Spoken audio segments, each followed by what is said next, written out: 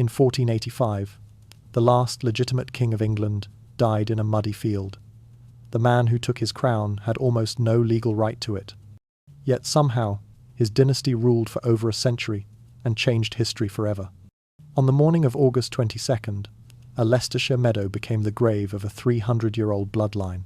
King Richard III woke before dawn, dressed in armour that would soon be dented and torn, and rode out to meet a challenger he had every reason to believe he would defeat. He was the crowned King of England. His opponent was an exile with a borrowed army, a man most Englishmen had never seen, whose claim to the throne was so weak that scholars still struggle to explain it. By all the laws of medieval succession, by every principle that governed how kings were made, Richard should have won that day. He did not. The battle lasted perhaps 2 hours. Accounts differ on the details, but certain facts remain undisputed. At some point during the fighting, Richard III spotted Henry Tudor's banner across the field. He made a decision that would end his life and reshape history. He charged. With a small group of loyal knights, the King of England rode directly at his challenger, cutting through enemy soldiers, killing Henry's standard-bearer, coming close enough to strike at the man himself. And then his horse became mired in the soft ground. His companions fell around him. Surrounded by enemies, Richard III fought on foot until a blade split his skull. What died with him was not merely a king, but the last male heir of the Plantagenet dynasty. For 3 centuries, descendants of Geoffrey Plantagenet had ruled England. They had built castles and cathedrals, waged wars in France, signed the Magna Carta, survived plagues and rebellions. Their blood ran through every legitimate claim to the English throne. And now, in the trampled grass of Bosworth Field, that blood soaked into the earth and vanished. The throne did not pass cleanly that day. There was no obvious successor waiting, no peaceful transition of power. 30 years of civil war had accomplished something almost unprecedented in European history. It had killed nearly everyone who should have inherited the crown. The Wars of the Roses had not merely decided between 2 factions. It had eliminated the candidates themselves, pruning the royal family tree until almost nothing remained. For 5 centuries, Richard III's final resting place remained a mystery. Then, in 2012, archaeologists made a discovery beneath a parking lot in Leicester. They found bones. The skeleton showed a curved spine and the marks of violent death. Wounds to the skull matched historical accounts of the king's end. DNA testing confirmed what seemed impossible. The last Plantagenet king had been buried without ceremony, without marker, in ground that would eventually be paved over for cars. His discovery made headlines around the world and brought fresh attention to a question that had quietly troubled historians for generations. The English monarchy continued after Bosworth. Everyone knows this. The crown passed to the Tudors, then to the Stuarts, eventually to the Windsors who reign today. But continuity is not the same as legitimacy. The man who picked up Richard's fallen crown that August afternoon and placed it on his own head had almost no legal basis for doing so. He was connected to previous kings through lines that were illegitimate, legally barred from succession, or both. By the strict rules that governed medieval kingship, Henry Tudor was not the rightful heir. He was simply the last man standing. Something changed on that field, and in the years that followed, the rules themselves were rewritten.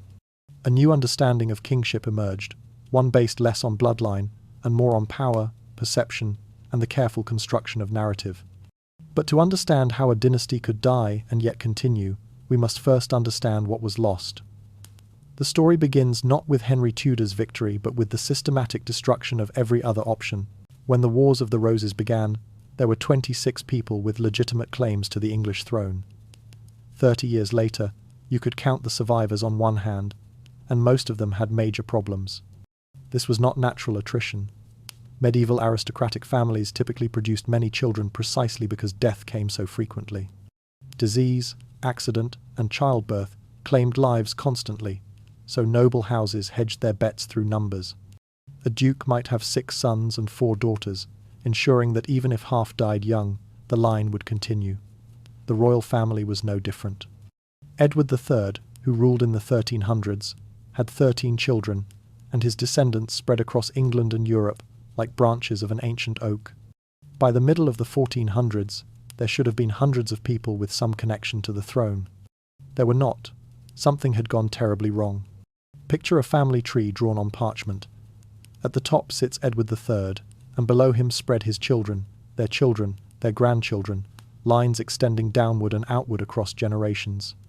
Now imagine someone taking a knife to that parchment, cutting away branches one by one, not randomly, not by chance, but with deliberate precision. This cousin executed for treason. That nephew dead at the Battle of Towton. Another line ended when a young prince disappeared into the Tower of London and was never seen again. The numbers tell a story of calculated elimination. The House of Lancaster, one of the two main branches competing for the throne, lost its senior male line when Henry VI was murdered in the Tower. The House of York, the other branch, fared little better. Edward IV's sons vanished. George, Duke of Clarence, was executed by his own brother, and his children were legally barred from succession. His daughter Margaret was eventually allowed to live, but kept under close watch, a living reminder of claims that could not be pressed. The Beaufort line presented a particular problem. These were descendants of John of Gaunt through his mistress Catherine Swynford, later legitimised when he married her. Parliament had confirmed their legitimacy, but added a crucial restriction: they could not inherit the crown. Whether that restriction was legally binding would become one of the great contested questions of English constitutional history. For now, it meant that the Beauforts existed in a strange twilight, royal enough to matter but officially barred from succession. Cousins and second cousins and distant relations died at Barnet, at Tewkesbury, at St Albans. They were beheaded after battles, executed for plotting, killed in suspicious circumstances that were never fully explained. The Tower of London filled with prisoners who entered through the gate and never emerged. Foreign courts hosted exiles who waited for chances to return that never came. By 1485, the mathematics were stark. Of the senior Plantagenet lines, virtually nothing remained. The few survivors had claims that were legally complicated at best, and outright barred at worst. There were women who descended from Edward III, but female succession was deeply contested in England. There were foreign princes with distant connections, but no army and no support. There were legitimised bastards whose status remained unclear. The system designed to determine who should rule had broken down entirely because the candidates it was meant to choose between no longer existed. This was not an accident. 30 years of civil war had produced a manufactured succession crisis. The political elite, through deliberate violence and legal manipulation, had created a situation where traditional rules of inheritance simply could not function. The throne of England sat like an unclaimed prize, dangerous to possess, impossible to ignore. Into this void stepped a man with one of the weakest claims in English history. His name was Henry Tudor. Henry Tudor's claim to the throne was so weak that even his supporters struggled to explain it. His main qualification was not bloodline. It was simply being alive, armed, and ambitious enough to try. Consider his genealogy. Through his mother, Margaret Beaufort, Henry descended from John of Gaunt, the powerful son of Edward III. This sounds impressive until you examine the details. John of Gaunt had children with his mistress before marrying her, and the Beauforts were that illegitimate line, later legitimised but explicitly barred from royal succession by Act of Parliament. Whether that bar could be lifted remained an open legal question, but it was not encouraging. His father's side offered even less. Edmund Tudor was the son of Catherine of Valois, widow of the great warrior king Henry V. After Henry V died, Catherine had secretly married a Welsh courtier named Owen Tudor. The marriage was legally questionable, possibly conducted without proper authorization, and Edmund's status remained ambiguous throughout his short life. He had no claim to the throne whatsoever. He was simply the stepson of a dead king. Put these lines together, and Henry Tudor's position becomes clear. He descended from royalty through illegitimate and legally barred channels on one side, and through a possibly invalid marriage, with no royal blood at all on the other. By the mathematics of succession, he was perhaps 15th in line for the throne, perhaps 20th, depending on how you counted the legal disqualifications. There were Plantagenet descendants in Burgundy with stronger claims. There were English nobles whose family trees pointed more directly to Edward III. There were even women whose blood was purer, if anyone had been willing to accept a queen regnant. Before Bosworth, Henry was an exile in France. He had spent most of his life in Brittany, dependent on the goodwill of foreign dukes. surviving assassination attempts arranged by the English court. Most Englishmen had never seen him. He spoke English with a foreign accent, having been raised among French speakers. His military experience was minimal. His army was small, composed largely of French mercenaries and Welsh followers of his family. Yet this man became king, not just technically king, not just briefly king, but the founder of a dynasty that would rule England for over a century. His granddaughter would become Elizabeth I, one of England's most celebrated monarchs. His descendants would eventually include every European royal family. From his unlikely beginning, a line stretched forward across centuries. How? The question is not rhetorical. It requires explanation. Military victory could put Henry on the throne, but it could not keep him there. English kings had been deposed before, sometimes within months of taking power. The crown was not merely a prize to be seized, but a position that required legitimacy, acceptance, the acknowledgement that you had the right to rule. Henry had won a battle. He had not won that acknowledgement. In the months and years following Bosworth, Henry VII would embark on one of the most sophisticated campaigns of political legitimization in English history. He would marry strategically, execute selectively, and construct an entirely new narrative about who deserved to rule England. He would rewrite the past to serve the present.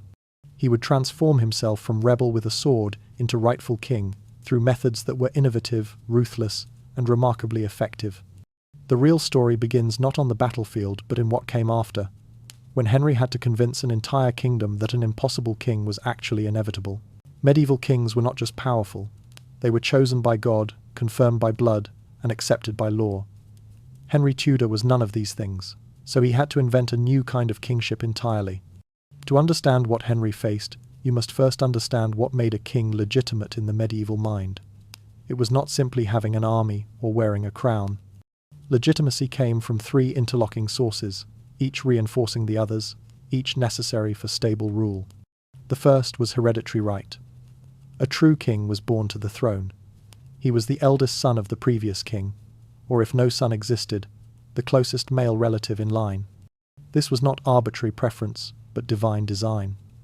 God had chosen which family would rule, and bloodline was how that choice manifested across generations. To be king by right meant your father was king, or your grandfather, or your uncle. The connection had to be clear, direct, traceable through legitimate descent. The second source was divine sanction. God did not merely choose royal families in the distant past. He actively confirmed each new king through sacred ritual. The coronation ceremony was not symbolic theatre but genuine transformation. When the Archbishop of Canterbury anointed a king with holy oil, that oil carried spiritual power. The ceremony made the king God's representative on earth, responsible for the spiritual welfare of his people. To rebel against an anointed king was to rebel against heaven itself. The third source was parliamentary recognition. The nobles and clergy who constituted Parliament had to accept the new king, swear loyalty, and confirm his right to rule. This was partly practical, since kings needed the cooperation of powerful men to govern. But it was also legitimizing. When the great lords knelt before a king, they testified that his rule was just and proper. When these three sources aligned, legitimacy was unquestionable. The eldest son of the previous king would be crowned by the archbishop and recognized by Parliament. Each element supported the others. The bloodline proved divine favor. The coronation confirmed the bloodline. The parliamentary recognition acknowledged both. The system was elegant, self-reinforcing, and remarkably stable when it functioned properly. The problem was that for Henry Tudor, none of these sources functioned properly. His hereditary claim was distant and legally compromised. Divine sanction through coronation was available, but coronation alone had never been enough to sustain kings with weak claims. Parliamentary recognition would come, but Parliament had not chosen him. He had seized the throne through violence, and Parliament would merely acknowledge an accomplished fact. Previous kings with weak claims had struggled terribly. King Stephen had fought a civil war for nearly 2 decades because his legitimacy was questioned. Richard II had been deposed despite unquestionable bloodline because he lost noble support. The throne was not merely a chair to be captured. It was a position that required belief, acceptance, the genuine acknowledgement that you deserved to rule. Henry had won a battle. He had not yet won a kingdom. Understanding these rules reveals why his position was so precarious. But Henry Tudor had not defeated Richard III by following rules. He had won by being ruthless and strategic. The same approach would define how he built his throne. Henry Tudor's first act as king was technically illegal. He declared himself king before the battle that made him king. This impossible timeline would protect him from treason charges by making everyone else the traitor. The maneuver was audacious and brilliant. Henry dated the beginning of his reign to August 21st, 1485, the day before the Battle of Bosworth. By this legal fiction, he was already the rightful king when he faced Richard III. Richard, therefore, was not the defending monarch, but a rebel against legitimate authority. Everyone who had fought for Richard had committed treason against their true sovereign. Consider what this accomplished. Treason was punishable by death and forfeiture of all property. By backdating his reign, Henry could legally attaint his enemies, stripping them of their lands and titles. Their estates flowed into the royal treasury. Their heirs were disinherited. With a single creative interpretation of time, Henry transformed his opponents from defenders of the crown into criminals whose possessions now belonged to him. The coronation followed on October 30th, carefully staged to maximize legitimacy while avoiding dangerous implications. Henry was crowned by the Archbishop of Canterbury, invoking the sacred tradition of divine approval. Holy oil touched his forehead. The crown of England was placed on his head. In the eyes of God and the Church, he was now the anointed king. Parliament met shortly after, and here Henry made another subtle but crucial choice. The Lords and Commons recognized him as king, but Parliament did not make him king. He had summoned them as their sovereign, not as a claimant seeking their approval. The difference mattered enormously. If Parliament could create kings, Parliament could unmake them. Henry's authority had to rest on foundations deeper than noble consent. Most significantly, Henry was crowned before he married Elizabeth of York. This sequence was deliberate and strategic. Elizabeth was the eldest daughter of Edward IV, and through her ran the strongest Yorkist claim to the throne. Her bloodline was purer than Henry's by any measure. Many of Henry's supporters had expected him to rule through her, deriving his legitimacy from marriage to the rightful heir. Henry refused this arrangement. By being crowned first, he established that his right to rule came from himself, from his own claim and his victory in battle. When he married Elizabeth 2 months later, the marriage strengthened his position but did not create it. She was queen consort, not queen regnant. Her claim merged into his, rather than overshadowing it. Every element of these ceremonies was calculated. The anointing suggested divine choice. The crown was presented as if recovered rather than seized. Official documents emphasized continuity with previous monarchs, as if Henry was simply the next rightful king rather than a revolutionary who had overthrown the existing order. He was constructing overlapping justifications: conquest, heredity, divine favor, parliamentary acceptance. No single argument was sufficient. Together, they formed a web of legitimacy stronger than any individual strand. The coronation gave Henry the appearance of legitimacy. But appearances were not enough. He still faced a fundamental problem. There were people alive with better claims to his throne. They had to be dealt with permanently. The strongest legitimate heir to England's throne was 10 years old when Henry Tudor became king. He spent the next 14 years in a cell, then died on a scaffold. His crime was being born with royal blood. Edward, Earl of Warwick, was the nephew of Richard III and the son of George, Duke of Clarence. By traditional rules of succession, his claim to the throne was considerably stronger than Henry's. He was a direct male descendant of the Plantagenet line through legitimate birth. He had committed no crime, plotted no rebellion, posed no active threat. He was a child. Henry imprisoned him immediately after Bosworth. The boy was taken to the Tower of London, where he remained for the rest of his short life. He was kept in comfortable confinement, but allowed no education, no training in governance, no contact with potential supporters. Year after year, he waited in his gilded cage while the world outside forgot he existed. In 1499, Henry finally executed him on dubious treason charges. The evidence was thin. The real crime was his bloodline. Warwick was not alone. Henry systematically identified everyone with even a potential claim to the throne and neutralized them through imprisonment, execution, or political marginalization. William Stanley, who had helped Henry win at Bosworth by switching sides at the crucial moment, was executed in 1495 for allegedly supporting a pretender. Gratitude was not a consideration when security was at stake.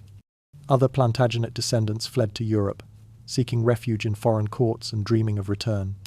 Henry watched them carefully, employed spies in their households, and worked diplomatically to deny them support. Those who remained in England lived under surveillance, their movements monitored, their correspondence examined. The pretenders posed different challenges. Lambert Simnel appeared in 1487, claiming to be the Earl of Warwick. He gathered enough support to invade England with foreign troops before being defeated. Henry treated him with calculated mercy, putting him to work in the royal kitchens rather than executing him. The message was clear. Such claims were so absurd they deserved mockery, not martyrdom. Perkin Warbeck was more dangerous, claiming to be one of the murdered princes in the Tower. His rebellion lasted years and attracted international support. When finally captured, he was eventually executed, but only after public confessions that thoroughly delegitimized his claims. The pattern was deliberate and effective. By the end of Henry's reign, the Plantagenet line had been pruned to near extinction. Those with royal blood who survived were loyal, neutralized, or so distant from the succession that they posed no threat. But eliminating rivals only solved half the problem. Henry needed more than the absence of alternatives. He needed a narrative that explained why he was the right king. This required rewriting history itself. History is written by the victors. But Henry Tudor did not just write history. He rewrote the past, redesigned royal symbolism, and created a mythology so powerful that we still believe parts of it 500 years later. The campaign began immediately after Bosworth. Henry commissioned official chronicles that portrayed Richard III as a monster, a usurper, a tyrant whose death liberated England from darkness. Richard's physical appearance was exaggerated and distorted. His actions were interpreted in the worst possible light. His reign was recast as an aberration, a brief nightmare from which Henry had awakened the kingdom. This portrait would eventually reach its fullest expression in Shakespeare's famous play, but the essential elements were Tudor propaganda from the beginning. Henry presented himself as the opposite of everything Richard represented. Where Richard was depicted as cruel, Henry was merciful. Where Richard was a usurper who murdered his way to power, Henry was the rightful heir who restored legitimate rule. The contrast was carefully constructed and relentlessly promoted. New symbols reinforced the new narrative. The Tudor rose combined the red rose of Lancaster with the white rose of York, suggesting that Henry's reign unified the warring factions and ended decades of civil strife. This was somewhat misleading, since the roses as factional symbols were largely invented or exaggerated by Tudor historians. But the image was powerful. Henry was not merely a king but a peacemaker, a healer of wounds, the answer to England's prayers. His Welsh ancestry became a strategic asset. Propagandists connected Henry to ancient British mythology, suggesting he fulfilled prophecies about a Welsh prince who would reclaim Britain from Saxon usurpers. The naming of his eldest son Arthur was no coincidence. It linked the Tudor dynasty to the legendary king who represented British greatness, implying that a new golden age had begun. Genealogies were commissioned, tracing Henry's lineage through elaborate and sometimes questionable connections to legitimate royal lines. These documents presented his claim as natural and inevitable, rather than desperate and thin. They were displayed, copied, and promoted until they became accepted truth. The Church preached sermons declaring Henry's rule divinely ordained. Artists created portraits showing him in traditional poses of royal majesty. Architecture associated his reign with monuments of previous great kings. Every medium of communication was enlisted in the project of legitimization. His children were raised as embodiments of unquestioned royalty. Arthur was given every honour of a crown prince. Margaret was married to the King of Scotland, her royal status recognised by foreign powers. Young Henry, the future Henry VIII, grew up surrounded by pageantry that never questioned his right to eventual succession. The propaganda succeeded beyond what Henry could have imagined. The Tudor narrative became so embedded in English culture that questioning it seemed absurd. Even today, most people's image of Richard III comes from Tudor invention rather than historical evidence. Yet, even with rivals eliminated and narratives controlled, Henry faced his most dangerous challenge from ghosts of the past. Specifically, two young boys whose disappearance created the most enduring mystery of his reign. 2 boys disappeared from the Tower of London in 1483. No one admitted killing them, no one found their bodies, no one solved the mystery. For Henry Tudor, their unknown fate was both his greatest propaganda weapon and his deepest vulnerability. The boys were Edward, aged 12, and Richard, aged 9.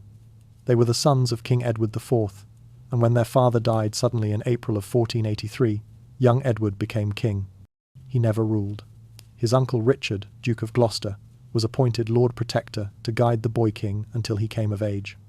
Within months, Richard had declared his nephew illegitimate and taken the crown for himself. The pretext was a technicality. Richard announced that Edward IV's marriage had been invalid because the king had been secretly betrothed to another woman before the ceremony. If the marriage was void, the children were bastards. Bastards could not inherit. Richard III was crowned that July. The princes were moved to the Tower of London. In that era, the Tower was still a royal residence, not merely the prison it would later become. The boys were seen playing in the Tower gardens during the summer months. Courtiers glimpsed them through windows. And then, gradually, the sightings stopped. By autumn, no one reported seeing them at all. They simply vanished. No official announcement explained their absence. No burial records marked their deaths. No explanation was ever given by Richard III or anyone else. The princes entered history's silence and never emerged. Theories multiplied across the centuries. Richard III probably had them murdered to eliminate threats to his throne. Henry Tudor might have killed them after Bosworth to remove rivals with stronger claims. They might have died of illness in the Tower, victims of the diseases that claimed so many medieval children. Or perhaps they were smuggled away by loyalists and survived in hiding, their identities concealed for their own protection. For Henry VII, every possibility created problems. If the princes were alive somewhere, they had far better claims to the throne than he did. Their Plantagenet blood was pure and legitimate. Their survival would make Henry a usurper occupying someone else's crown. If they were dead, the question became who killed them. If Richard III was the murderer, Henry could use their deaths as propaganda against the monster he had overthrown. If they died of natural causes, that propaganda weapon disappeared. And if Henry himself had ordered their deaths after taking power, he could never admit it without destroying his carefully constructed image as England's liberator. In 1674, workmen renovating the tower discovered a wooden box containing 2 small skeletons buried beneath a staircase. King Charles II had them interred in Westminster Abbey as the presumed remains of the princes. But scientific examination was limited, and modern requests to conduct DNA testing have been repeatedly denied by both Church and Crown. The bones rest in their tomb, their identity unconfirmed, the mystery preserved. Henry VII never produced the princes' bodies. He never officially declared them dead. He never explained what happened to them. The silence was strategic but dangerous. He could not prove they were dead without revealing how he knew. Yet their possible survival haunted his entire reign. The missing princes created a vacuum of knowledge. Into that vacuum stepped men claiming to be them. These pretenders would test Henry's grip on power and reveal just how fragile his legitimacy really was. A 10-year-old commoner nearly overthrew Henry Tudor by pretending to be a prince. The conspiracy failed, but revealed something terrifying. England's nobles would rather crown an obvious fake than accept Henry's weak claim to the throne. In 1487, just 2 years after Bosworth, a boy appeared in Ireland with an extraordinary claim. He announced that he was Edward, Earl of Warwick, the imprisoned Yorkist heir who had the strongest legitimate claim to England's crown. He had escaped from the Tower, he said, and now sought to reclaim his rightful inheritance. The claim was demonstrably false. The real Edward of Warwick was alive and well in his Tower cell. Henry could prove this at any moment, yet powerful people chose to believe the pretender anyway. Margaret of Burgundy, sister of Richard III, and implacable enemy of the Tudor dynasty, publicly recognised the boy and provided funding. Irish lords rallied to his cause, crowning him King Edward VI in Dublin Cathedral. German and Swiss mercenaries were hired. An invasion fleet was assembled. The pretender landed in England with an army. Henry responded by parading the real Earl of Warwick through London streets, showing the crowds the genuine article while the impostor gathered forces in the north. The demonstration should have ended the conspiracy. It did not. The rebels marched south anyway. At Stoke Field in June of 1487, the last battle of the Wars of the Roses was fought. Henry's forces prevailed, but the fighting was genuine, and the outcome was uncertain until the end. The pretender was captured, and the truth emerged. His name was Lambert Simnel. He was the son of an organ maker, a commoner with no royal blood whatsoever. He had been trained to impersonate royalty by ambitious conspirators who saw an opportunity in Henry's weak legitimacy. Henry's response surprised everyone. Instead of executing the boy, he gave him a job in the royal kitchens turning spits. Later, Simnel was promoted to falconer. He lived out his days in comfortable obscurity, a living reminder of what happened to those who challenged Tudor authority.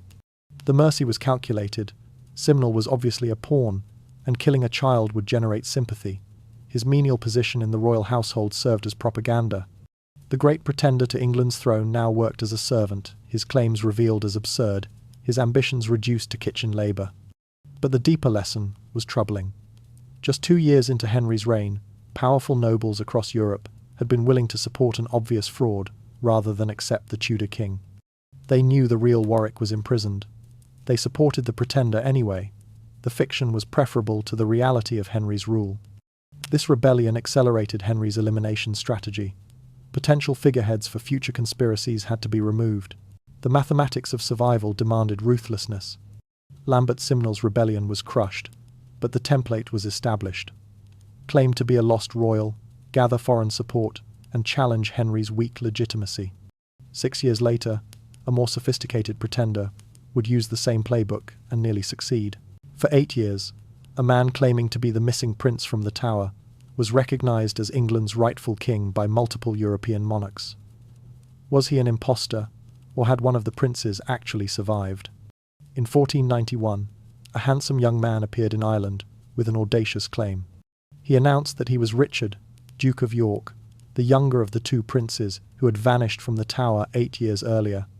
He had escaped his would-be murderers, he said, been smuggled abroad by loyalists, and now returned to claim his stolen throne. This pretender was far more dangerous than Lambert Simnel. He was older, perhaps 17, with courtly manners and detailed knowledge of the English royal household. He knew names of servants, layouts of palaces, intimate details that suggested either genuine royal experience or extraordinarily thorough preparation. Those who met him were often convinced. The international response was remarkable. Margaret of Burgundy recognized him as her nephew and provided substantial support. The Holy Roman Emperor Maximilian received him at court and acknowledged him as King Richard IV of England.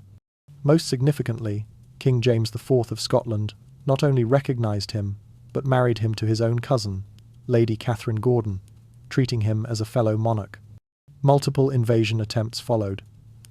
A landing in Kent was quickly repulsed. An incursion from Scotland accomplished little militarily, but kept the threat alive. A rebellion in Cornwall gained substantial support before collapsing. For nearly a decade, Henry Tudor faced a rival, recognized by major European powers as England's legitimate king. Henry's counter-strategy combined diplomacy and espionage. He pressured foreign governments to withdraw support, infiltrated the pretender's network with spies, and gradually isolated him from his international backers. In 1497, the pretender was finally captured after a failed Cornish uprising. What followed was strange. Henry did not immediately execute him. The pretender was kept in comfortable house arrest, then publicly confessed to being an impostor named Perkin Warbeck, son of a Flemish boatman. He recanted his claims and acknowledged Henry as rightful king. Yet doubts lingered. The confession was obtained under obvious duress. Some historians have argued that Warbeck might actually have been who he claimed, his confession a forced lie rather than revealed truth. His detailed court knowledge remained unexplained. In 1499, Warbeck was executed. The stated reason was a new crime, allegedly plotting escape with the imprisoned Earl of Warwick. Both men died within weeks of each other. Their executions came at a convenient moment. Henry was negotiating a marriage between his son Arthur and Catherine of Aragon. Spain had demanded that all rival claimants be eliminated before the wedding could proceed. The pretenders were defeated, but their very existence proved a disturbing truth. Henry Tudor's claim was so weak that even frauds could mount credible challenges. To permanently secure his dynasty, Henry needed something stronger than military victory or propaganda. He needed heirs and the right marriage alliances. Henry Tudor's children were not just heirs, they were diplomatic weapons. Each royal marriage was a foreign government officially recognizing that an illegitimate dynasty was now legitimate. Love did not matter. Legitimacy did. The strategy began with Henry's own marriage to Elizabeth of York. She was the eldest daughter of Edward IV, and her claim to the throne was stronger than Henry's by every measure of bloodline. Many expected Henry to rule through her, deriving his authority from her superior hereditary right. He refused this arrangement. Henry was crowned before the wedding, establishing that his kingship came from himself, not from his wife. When they married in January of 1486, Elizabeth became queen consort, honoured but not sovereign. Her claim merged into his rather than replacing it. Their children would carry both Lancaster and York blood, but the authority would flow from their father. Elizabeth's public role was carefully managed. She was given ceremonial prominence but little political power. No one could suggest she was the true ruler with Henry merely her husband. The balance was delicate but essential. The children's marriages extended this legitimacy building across Europe. Arthur, the eldest son and heir, was betrothed to Catherine of Aragon, daughter of Ferdinand and Isabella. This was not merely an alliance, it was Spain, the most powerful Catholic monarchy in Europe, officially recognizing Tudor legitimacy by joining their royal house to Henry's. The marriage treaty treated Henry as an equal sovereign, his dynasty as established and permanent. Margaret, Henry's eldest daughter, married King James IV of Scotland. This union would eventually lead to the Stuart succession, ironically bringing a family with better hereditary claims to the English throne. But in the short term, it created another international recognition of Tudor legitimacy. The Spanish marriage required final proof of Tudor security. Ferdinand and Isabella demanded that all rival claimants be eliminated before Catherine would be sent to England. The convenient executions of Warwick and Warbeck in 1499 suddenly made political sense. Their deaths cleared the path for Arthur's wedding in 1501. Tragedy intervened. Arthur died months after the marriage, leaving Catherine a widow and the succession uncertain. The solution was controversial. Catherine would marry Arthur's younger brother Henry, the future Henry VIII. This required papal dispensation and would later trigger the English Reformation, when Henry VIII sought to annul that marriage. By the time Henry VII died in 1509, his dynasty had transformed completely.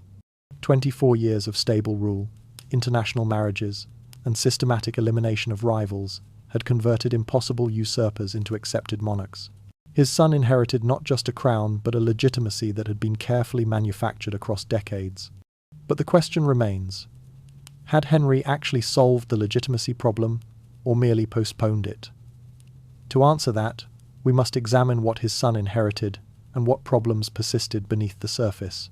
Henry VIII inherited a throne that his father had stolen and legitimized. He was crowned without controversy, accepted without question.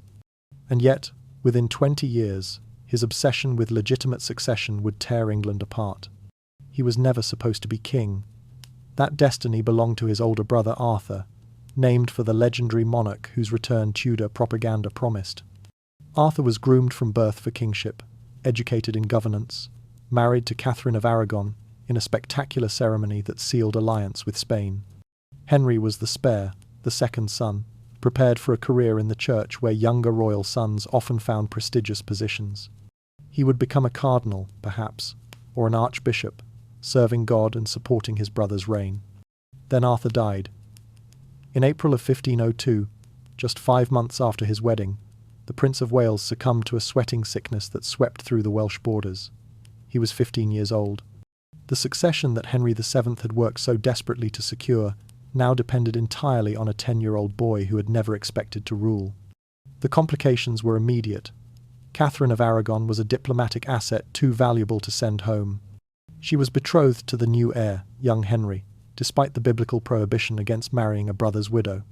Pope Julius II granted dispensation, based on Catherine's sworn testimony that her marriage to Arthur had never been consummated. She remained a virgin, she claimed, and therefore the prohibition did not apply. This legal fiction would haunt English history for decades. When Henry VII died in 1509, his surviving son inherited peacefully. There were no battles, no disputed claims, no pretenders gathering armies. Henry VIII was crowned at 17, with universal acceptance. The contrast with his father's blood-soaked accession could not have been sharper. It seemed that Tudor legitimacy had finally been established beyond question. The new king projected confidence that his father had never possessed. Where Henry VII was cautious and suspicious, hoarding money and watching for threats, Henry VIII was extravagant and assured. He held magnificent tournaments, patronized artists and scholars, cultivated the image of an ideal Renaissance prince. He was tall, athletic, handsome, and charismatic. He seemed born to rule. His first acts demonstrated both distance from his father and ruthless assertion of power. Edmund Dudley and Richard Empson, two ministers who had enforced Henry VII's unpopular financial policies, were executed on questionable treason charges. The message was calculated. The new reign would be different, but royal authority remained absolute. For 2 decades, Henry VIII appeared to confirm that the Tudor dynasty had achieved permanent legitimacy. He won battles in France, dominated his court, and commanded respect across Europe. He seemed secure in ways his father never had been. Yet beneath this confidence lay an anxiety inherited from his father's stolen throne. The fear that Tudor legitimacy was conditional, that the crown could be lost as easily as it was won, never fully disappeared. It waited, dormant, until circumstances brought it roaring back to life. That anxiety would manifest most dramatically in Henry's desperate quest for a male heir. Without sons to continue the line, everything his father had built could collapse within a generation. And by the 1520s, Henry VIII was running out of time. Henry VIII did not break with Rome because of love or lust. He broke with Rome because he believed God was denying him sons, which meant God might not approve of Tudor rule at all. An insecurity planted by his father's weak claim had metastasized into revolution. By 1525, the situation was desperate. Henry had been married to Catherine of Aragon for nearly 2 decades. She had been pregnant at least 6 times, perhaps more. Most ended in miscarriage or stillbirth. One son lived 52 days before dying. Only a single child survived. Princess Mary, born in 1516, now approaching adulthood with no brothers to displace her in the succession. Catherine was in her 40s. More children were unlikely. And in the medieval understanding of divine providence, this barrenness carried terrifying implications. Sons were God's blessing on a righteous king. The failure to produce male heirs suggested that something was wrong with the marriage itself, that heaven withheld approval. Henry began to wonder whether his union with Catherine had ever been valid.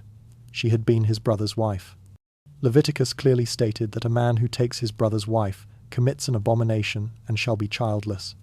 The papal dispensation that allowed the marriage must have been an error, contrary to divine law that no pope could override. This was not merely theological speculation. It was existential crisis. If the marriage was invalid, then Mary was illegitimate and could not inherit. If Henry died without legitimate male heirs, the Tudor dynasty would collapse. Everything his father had killed and schemed to build would vanish within 2 generations. Henry petitioned Pope Clement VII for annulment. Under normal circumstances, accommodating a powerful king's marital difficulties would have been straightforward, but circumstances were far from normal. Catherine's nephew was Charles V, Holy Roman Emperor, the most powerful ruler in Europe. Charles had recently sacked Rome and held the Pope under virtual captivity. Clement could not easily annul his captor's aunt's marriage. The theological argument was also problematic. The same papacy that issued the original dispensation could not easily declare it invalid without calling papal authority itself into question. If popes could err on matters of divine law, what couldn't they err on? 7 years of negotiation, pressure, and escalating threats accomplished nothing. In 1533, Henry took matters into his own hands. He declared his marriage to Catherine void, married Anne Boleyn, and severed England from Roman Catholic authority. The Act of Supremacy established Henry as supreme head of the Church of England, answerable to no foreign pope. The break with Rome was framed in legitimacy terms. Henry claimed he was restoring England's ancient independence, asserting that English kings had always been sovereign within their realms. But opponents saw usurpation of divine authority, fundamental violation of Christian order. Thomas More went to the scaffold rather than acknowledge Henry's supremacy. The Great Matter exposed the fragility beneath Tudor confidence. A dynasty so desperate for legitimate succession that it restructured Western Christianity to obtain it. A king so haunted by his father's weak claim that he would burn the old order to prove God approved of the new. Breaking with Rome solved Henry's immediate problem. He could marry Anne Boleyn and hope for sons, but it created new questions. If a king could reject established religious authority when convenient, what authority was truly stable? What legitimacy was ever secure? Henry VIII executed 2 wives, divorced 2 others, broke with Rome, and restructured English religion, all to solve his succession problem. When he died, he left 3 children, 2 officially illegitimate, and a succession crisis that would last for decades. Anne Boleyn was supposed to give Henry his sons. She gave him a daughter instead. Elizabeth was born in September 1533, a disappointment from her first breath. Anne's subsequent pregnancies ended in miscarriage, including at least 1 male fetus. In 1536, she was arrested on charges of adultery, incest, and treason. She was executed in May. Elizabeth, not yet 3 years old, was declared illegitimate. Jane Seymour succeeded where Anne had failed. In October 1537, she gave birth to a healthy boy, Edward. Henry finally had his male heir. Jane died 12 days later from complications of childbirth. Henry mourned her genuinely, the only wife he asked to be buried beside. But the succession remained tangled. Henry's subsequent marriages produced no children. Anne of Cleves was discarded after 6 months, the marriage annulled. Catherine Howard was executed for adultery after less than 2 years. Catherine Parr outlived him but bore no royal children. By Henry's death in 1547, the succession acts he had passed contradicted each other hopelessly. Mary had been declared illegitimate, then partially restored. Elizabeth had been declared illegitimate, then partially restored. Edward was the unquestioned male heir, but if he died childless, his half-sisters were included in the succession despite their technical illegitimacy. No one was certain whether daughters could actually rule England at all. Edward VI reigned for 6 years.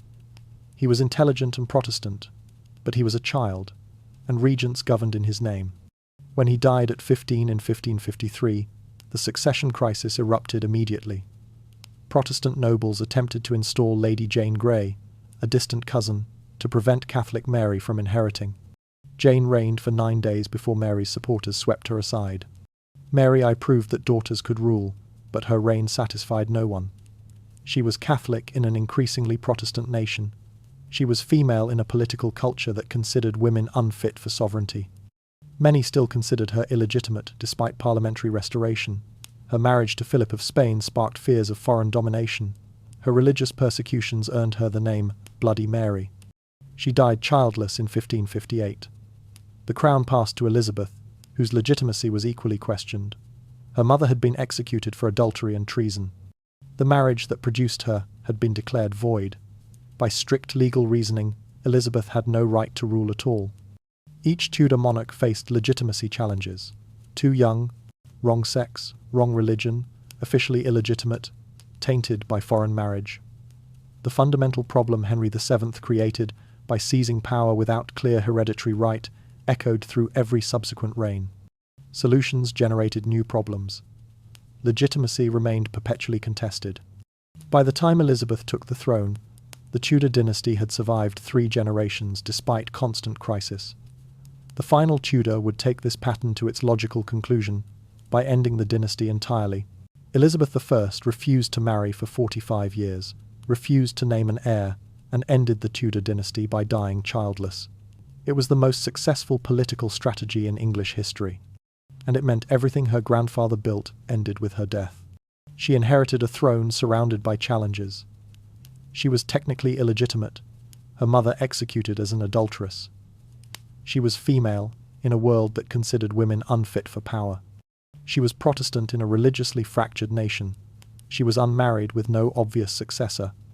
By every measure that had defined Tudor legitimacy struggles, Elizabeth should have failed. Instead, she transformed weakness into strength through a single audacious strategy. She refused to solve the succession problem. By never marrying, she maintained personal sovereignty that a husband would inevitably diminish. By never naming an heir, she prevented rivals from becoming focal points for faction and conspiracy. Parliament begged her to marry. Foreign princes offered themselves as suitors. Her counsellors warned that her death without heir could trigger civil war or foreign invasion. Elizabeth listened, considered, negotiated, and always declined to commit. She became the Virgin Queen, married to England itself. Her unmarried status transformed from vulnerability to mystique. The strategy carried enormous risks. Mary, Queen of Scots, Elizabeth's Catholic cousin, had a strong hereditary claim and powerful foreign supporters. Multiple plots aimed to assassinate Elizabeth and place Mary on the throne. For 19 years, Elizabeth kept Mary under house arrest, a living threat she could neither safely release nor safely eliminate. In 1587, she finally authorized Mary's execution, removing the most dangerous alternative but not the succession uncertainty. Elizabeth entertained marriage proposals for decades without accepting any. She kept European powers hopeful and attentive, extracting diplomatic advantage from her eligibility while preserving her independence. When age finally foreclosed the possibility of children, she still refused to name her successor, maintaining her leverage until the very end. On her deathbed in 1603, Elizabeth finally acknowledged James VI of Scotland as her heir. He was Mary Queen of Scots' son, great-great-grandson of Henry VII through the Scottish marriage that had seemed peripheral a century earlier. His hereditary claim was actually stronger than Henry VII's had been in 1485. James succeeded peacefully, welcomed as relief from decades of succession anxiety. The Tudor dynasty ended, and the Stuarts began. The crown passed exactly as Henry VII had feared it might. To distant relatives through a female line, the direct Tudor bloodline extinct. The Tudors ruled England for 118 years despite having one of the weakest hereditary claims in English history. How did they accomplish this? And what does their success reveal about power, legitimacy, and monarchy itself? To answer that, we must examine the mechanisms they used and the vulnerabilities they could never overcome. The Tudors did not just rule England. They rewrote its history, redesigned its symbols, and controlled its stories so thoroughly that 5 centuries later, we still see this period through their carefully constructed lens. From the moment Henry VII claimed the throne, the dynasty understood that power required more than military force. It required controlling what people believed, how they understood the past, and what they imagined as possible futures. This was not occasional propaganda, but systematic information management across every medium available to a medieval government. Chroniclers were commissioned to write histories that portrayed Tudor succession as divinely ordained. Polydore Virgil, an Italian scholar brought to England by Henry VII, produced the Anglica Historia, which presented the Tudor rise as the fulfillment of providential design. Richard III became a monster in these accounts, his physical deformity exaggerated, his crimes magnified, his reign depicted as tyranny from which Henry had liberated the nation. These were not objective histories but carefully crafted narratives serving political purposes. Visual propaganda reinforced written accounts. The famous portrait of Henry VIII by Hans Holbein presented royal power in physical form. Massive shoulders, commanding stance, gaze that demanded submission. This image was copied and distributed throughout the kingdom, becoming the iconic representation of monarchical authority. Coins bearing Tudor profiles circulated through every marketplace. Buildings displayed the Tudor rose, that hybrid symbol suggesting unity and reconciliation. Churches preached sermons describing Tudor rule as God's will made manifest. Different audiences received different messages through appropriate channels. Common people encountered visual symbols and heard sermons explaining why the current order was divinely sanctioned. Nobles received patronage and prominent roles in royal ceremonies, binding their interests to Tudor success. Foreign powers received diplomatic assurances, backed by strategic marriages. Future generations would inherit commissioned histories and architectural monuments designed to make Tudor legitimacy seem permanent and unquestionable. The techniques were sophisticated. This was not crude lying, but selective emphasis, strategic framing, constant repetition through multiple channels. Tudor narratives were embedded in poetry and drama, in art and architecture, in religious teaching and legal proclamation. The web of meaning they created made their rule seem natural, inevitable, the obvious conclusion of English history, rather than the improbable outcome of a desperate gamble. Each Tudor monarch adapted these methods to their circumstances. Henry VIII deployed Reformation propaganda to justify breaking with Rome, presenting himself as restoring England's ancient independence rather than usurping church authority. Mary I attempted to relegitimize Catholic imagery and papal connection, with limited success. Elizabeth I cultivated the Virgin Queen mythology, transforming her unmarried state from political liability into mystical strength. The long-term success was remarkable.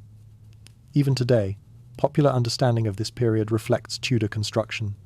Richard III remains a villain in cultural memory, largely because Tudor writers made him one, and Shakespeare amplified their portrait. We see the 15th century through 16th century eyes, accepting narrative frames established for political purposes as historical truth. Propaganda was not supplementary to Tudor rule. It was fundamental, a constant effort to construct legitimacy where hereditary right was weak. But propaganda alone could not sustain a dynasty. The Tudors needed something more tangible. They needed to control the actual mechanisms of government, the institutions through which power flowed. They needed bureaucracy. Henry VII stole the throne. His grandson transformed it from a personal possession into a governmental office. It was the most important innovation in English history, and it meant that who sat on the throne mattered less than the institution of the throne itself. The government Henry VII inherited was personal. Medieval kings ruled through direct relationships with powerful nobles, who maintained their own armies, their own courts, their own sources of authority. The monarch was first among equals, dependent on the cooperation of men who could challenge him if they chose. This system made strong kings powerful, but left weak kings vulnerable. It made every succession a potential crisis, because personal loyalty had to be renegotiated with each new reign. Henry VII began transforming this system into something more durable. He strengthened the royal council, creating a body that advised the monarch through formal procedure rather than informal influence. He reduced noble military power by restricting private armies and making the crown the only legitimate source of armed force. He created new financial institutions, bringing royal revenues under central control rather than relying on noble collection. He expanded royal courts at the expense of noble jurisdiction, making the king's justice the primary legal authority throughout the realm. The strategy was deliberate. By creating institutions that operated according to law and procedure, Henry made monarchy less dependent on his personal legitimacy. Institutions could persist across successions. Officials could continue their functions regardless of who wore the crown. The government became a machine that ran according to its own logic, rather than the personal authority of whoever happened to be king. Henry VIII and his minister Thomas Cromwell expanded this transformation dramatically. Administrative reforms created specialized departments with formal procedures and trained officials. The Privy Council replaced the larger Royal Council, providing efficient executive authority. Parliament was used systematically to pass legislation, creating legal foundations for royal policies. Financial administration became sophisticated and centralized. The government became bureaucratic in the modern sense, operating through offices and procedures rather than personal relationships. The implications for legitimacy were profound. If the crown was a legal entity separate from the individual monarch, then the crown's authority persisted, regardless of personal characteristics. When Edward VI died and Mary became queen, government institutions continued functioning despite the unprecedented situation. The procedures operated according to their own logic. The machine kept running. Elizabeth I benefited enormously from this institutional development. She ruled effectively, despite being female and technically illegitimate, because she ruled through institutions that operated according to law, rather than traditional assumptions about royal authority. The government served the crown, and she was the crown, whatever her personal legitimacy might be. The irony was striking. The Tudors, who came to power through personal violence and had minimal hereditary right, created structures that would eventually limit royal power itself. They made monarchy more procedural than personal, more institutional than individual. Institutions provided continuity, but they could not eliminate rivals or prevent challenges. For that, the Tudors needed something more direct. They needed fear. They needed to make challenging Tudor authority so dangerous that even legitimate rivals would hesitate. The Tudors executed more of their own nobles than any other English dynasty. It was not cruelty, it was policy. Every execution was a message. We do not care about your bloodline or your claims. Challenge us, and you die. The violence was systematic and strategic. Henry VII executed pretenders and their supporters, establishing that claiming royal blood was dangerous. Henry VIII executed 2 wives, numerous nobles, religious opponents on both sides of the Reformation divide, and anyone perceived as threatening his authority or succession. Mary, I burned Protestant heretics in numbers that earned her eternal infamy. Elizabeth I executed Catholic plotters and eventually her own cousin, Mary Queen of Scots. These were not random acts of royal temper, but calculated demonstrations designed to discourage challenges before they could form. The legal mechanisms made opposition almost impossible to mount safely. Acts of attainder allowed execution without traditional trial. Treason laws were interpreted so broadly that almost any opposition could be prosecuted. Torture extracted confessions that justified predetermined verdicts.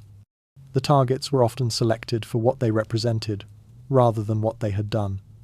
Edmund de la Pole, Earl of Suffolk, was executed in 1513 simply because he had Yorkist blood. He had been imprisoned for years, posed no active threat, but his existence was dangerous.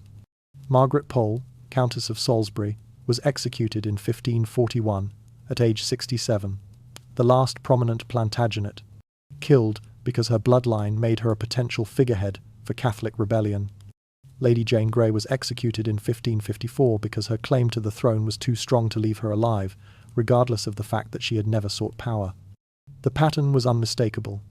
Anyone with Plantagenet blood, anyone with strong hereditary claims, anyone who might become a focal point for opposition, was eliminated, imprisoned, or neutralized so thoroughly that challenge became unthinkable. The psychological effect extended far beyond those actually executed. The constant possibility of sudden arrest created an atmosphere where opposition could not safely organize. Highly public executions, sometimes before crowds of thousands, sent messages that reached every corner of the kingdom. Treason was redefined to include not just acts but words, not just words but thoughts, not just thoughts but failure to report treasonous thoughts in others. The human cost was enormous. Hundreds died across 5 reigns. Families were destroyed. A culture of surveillance and suspicion permeated the court and spread outward. Yet the policy was effective. Combined with propaganda and institutional development, this fear made actual rebellion against the Tudors rare and unsuccessful, despite hereditary claims that should have made them perpetually vulnerable. Through propaganda, institutions, and fear, the Tudors transformed weak hereditary claims into powerful monarchical authority. But there was one element they could not control. What happens when the direct line ends? They could rule for a generation. Could they rule forever? The Tudors mastered power, but they could not master succession. Despite everything they built, their dynasty ended the same way it began, with the crown passing to someone from a different family, whose claim came through heredity, not conquest. All their mechanisms worked while living Tudors occupied the throne. Propaganda shaped belief, institutions provided continuity, fear discouraged challenge. But none of these could guarantee that children would be born, that heirs would survive, that the direct line would continue indefinitely. The fundamental limitation was biological, beyond the reach of even the most sophisticated political strategy.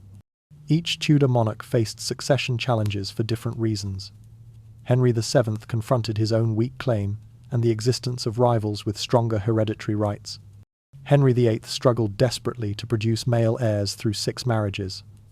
Edward VI died at 15 without children, his youth and early death triggering immediate crisis. Mary I faced opposition based on her gender and religion, then failed to produce the Catholic heirs who might have secured her settlement.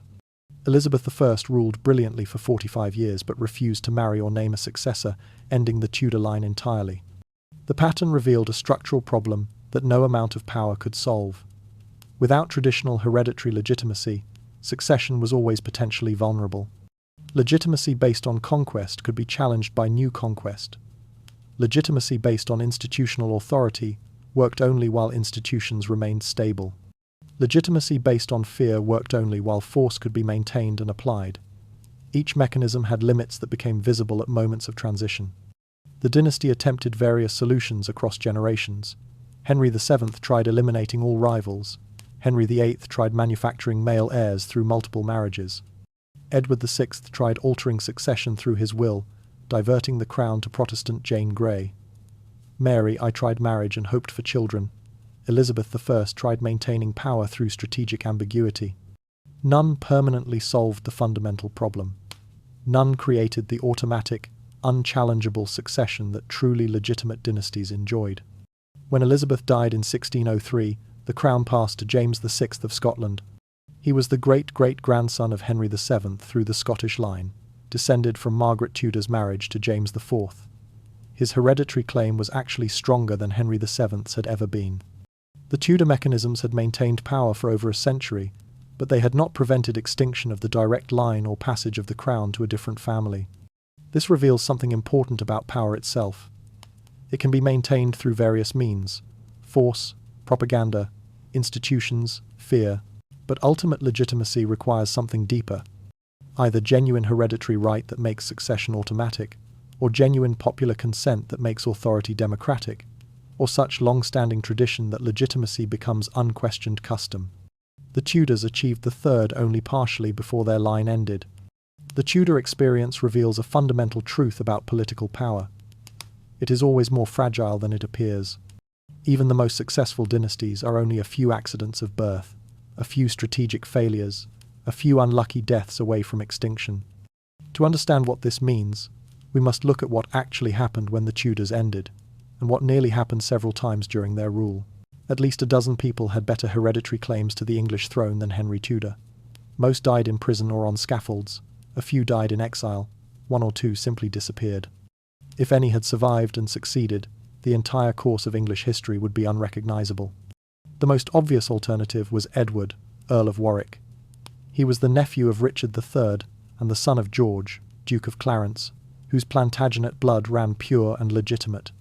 When Henry VII took the throne, this boy had a better hereditary claim by every traditional measure.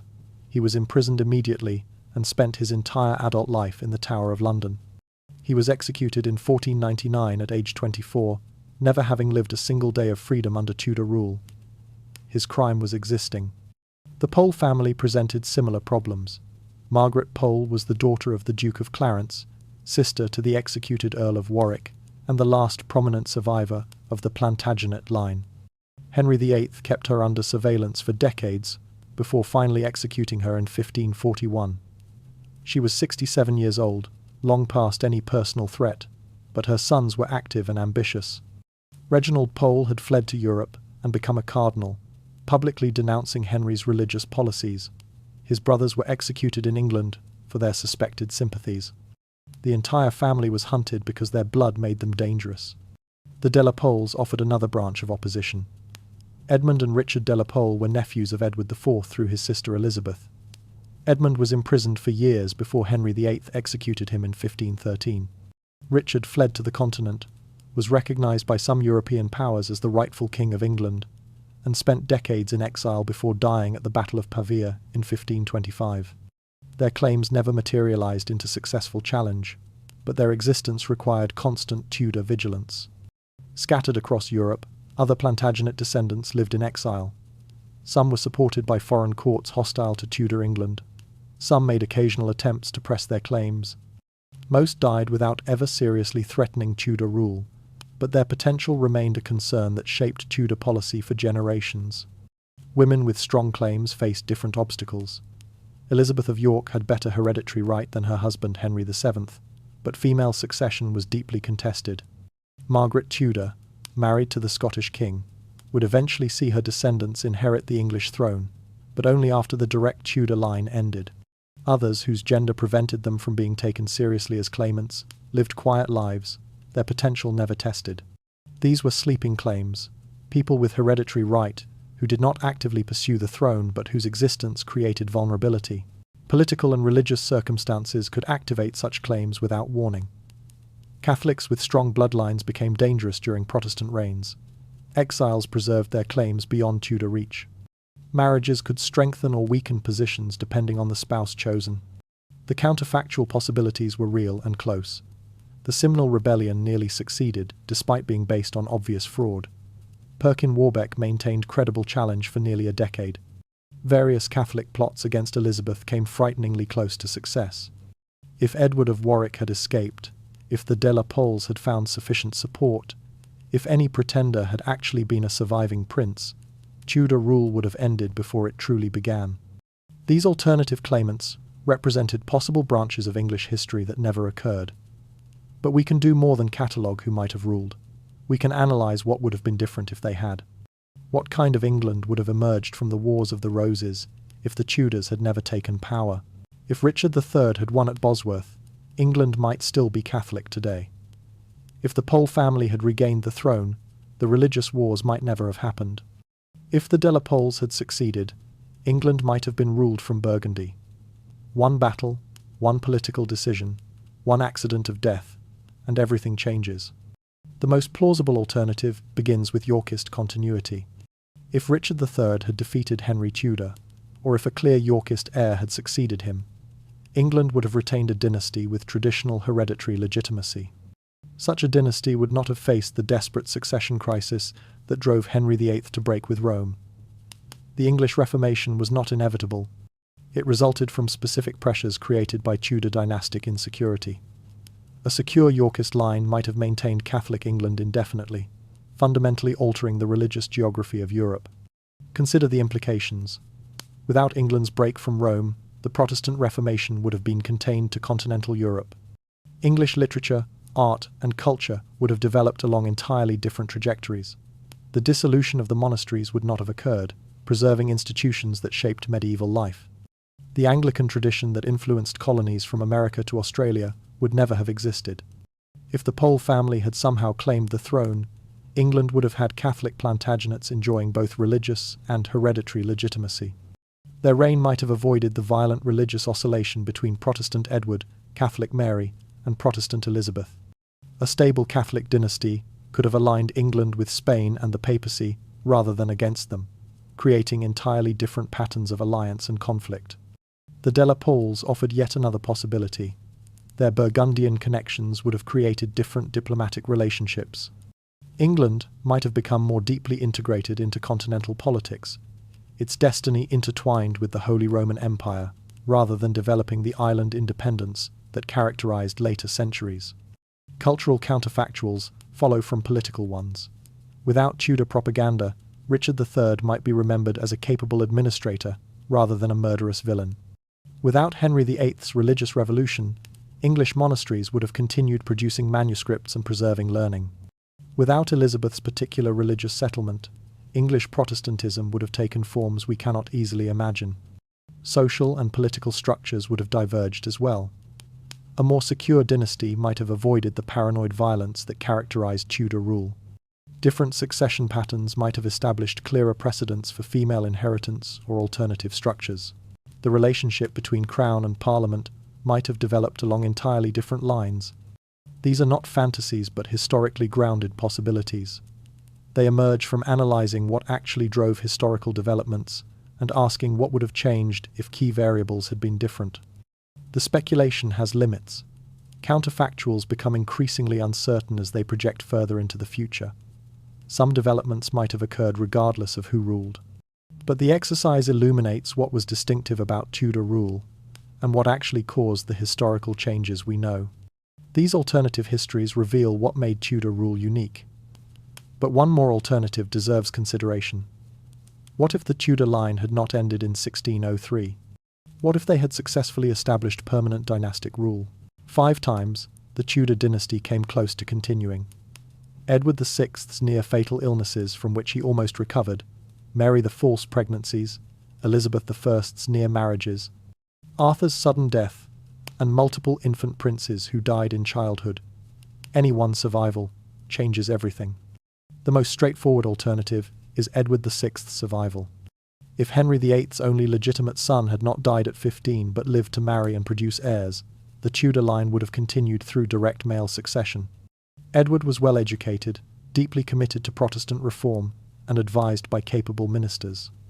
An adult Edward might have firmly established English Protestantism decades earlier, avoiding the religious conflicts of Mary's reign and the constant assassination plots against Elizabeth.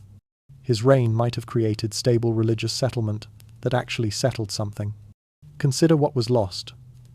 Edward showed genuine intelligence and reforming zeal. Given time, he might have accomplished what took 3 more reigns to achieve partially. His death at the moment when he was beginning to assert personal authority cut short possibilities we can only imagine. Mary IV presents different counterfactuals.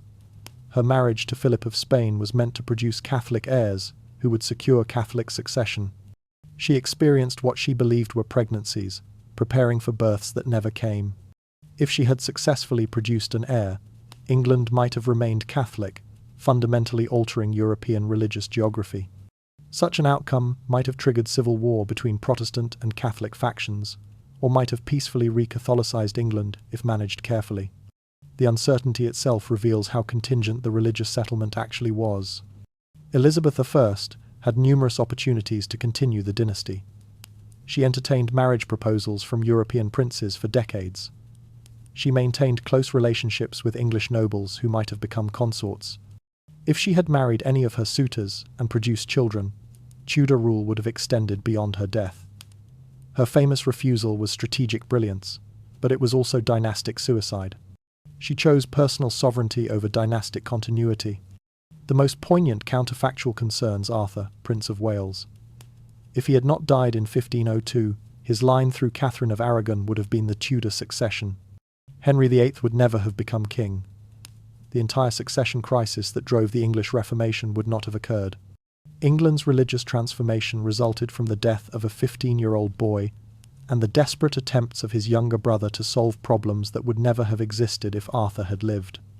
At least 5 different points of divergence could have extended Tudor rule: Edward's survival, Mary's fertility, Elizabeth's marriage, Arthur's life, or any of Henry VIII's sons surviving to adulthood. Each represents a genuine possibility that happened not to occur. Long-term Tudor rule would have meant different things depending on which line continued: more stability in religious policy, whether Catholic or Protestant, clearer succession precedents, possibly stronger parliamentary institutions developing within monarchical framework, possibilities that vanished with Elizabeth's death in 1603. All these alternative histories reveal that the history we know was far from inevitable. The throne could have passed to anyone. The dynasty could have continued or ended at multiple points. Given all this contingency, what actually determined outcomes in this succession crisis? Was Tudor success inevitable, the product of historical forces that would have elevated some strong dynasty after the Wars of the Roses? Or was it pure chance, a series of lucky accidents that could easily have gone differently? The answer is both, simultaneously. Historical explanation lives in tension between two poles. Some outcomes seem determined by large structural forces: economic trends, technological changes, cultural shifts that would have produced similar results regardless of individual decisions. Other outcomes seem to depend entirely on specific choices and random events: deaths, marriages, the weather on a particular battlefield. The Tudor story contains both. Henry VII's victory at Bosworth was genuinely contingent. Lord Stanley's decision to switch sides at the crucial moment could easily have gone differently. Richard III's charge toward Henry's position nearly succeeded. Small changes in battle circumstances would have produced different outcomes. This was not determined by historical forces. It was decided by individual decisions in chaotic combat. Yet, Henry's ability to maintain power reflected structural conditions. 30 years of civil war had exhausted the traditional nobility. The political elite desperately wanted stability. Changing economic and administrative conditions favored centralized royal authority over dispersed feudal power. Someone would likely have built a stronger monarchy after the Wars of the Roses. That it was specifically the Tudors was contingent. That someone would do it was structural. Different types of contingency shaped different moments. Individual mortality determined crucial transitions. Arthur's death made Henry VIII king. Edward VI's death triggered succession crisis.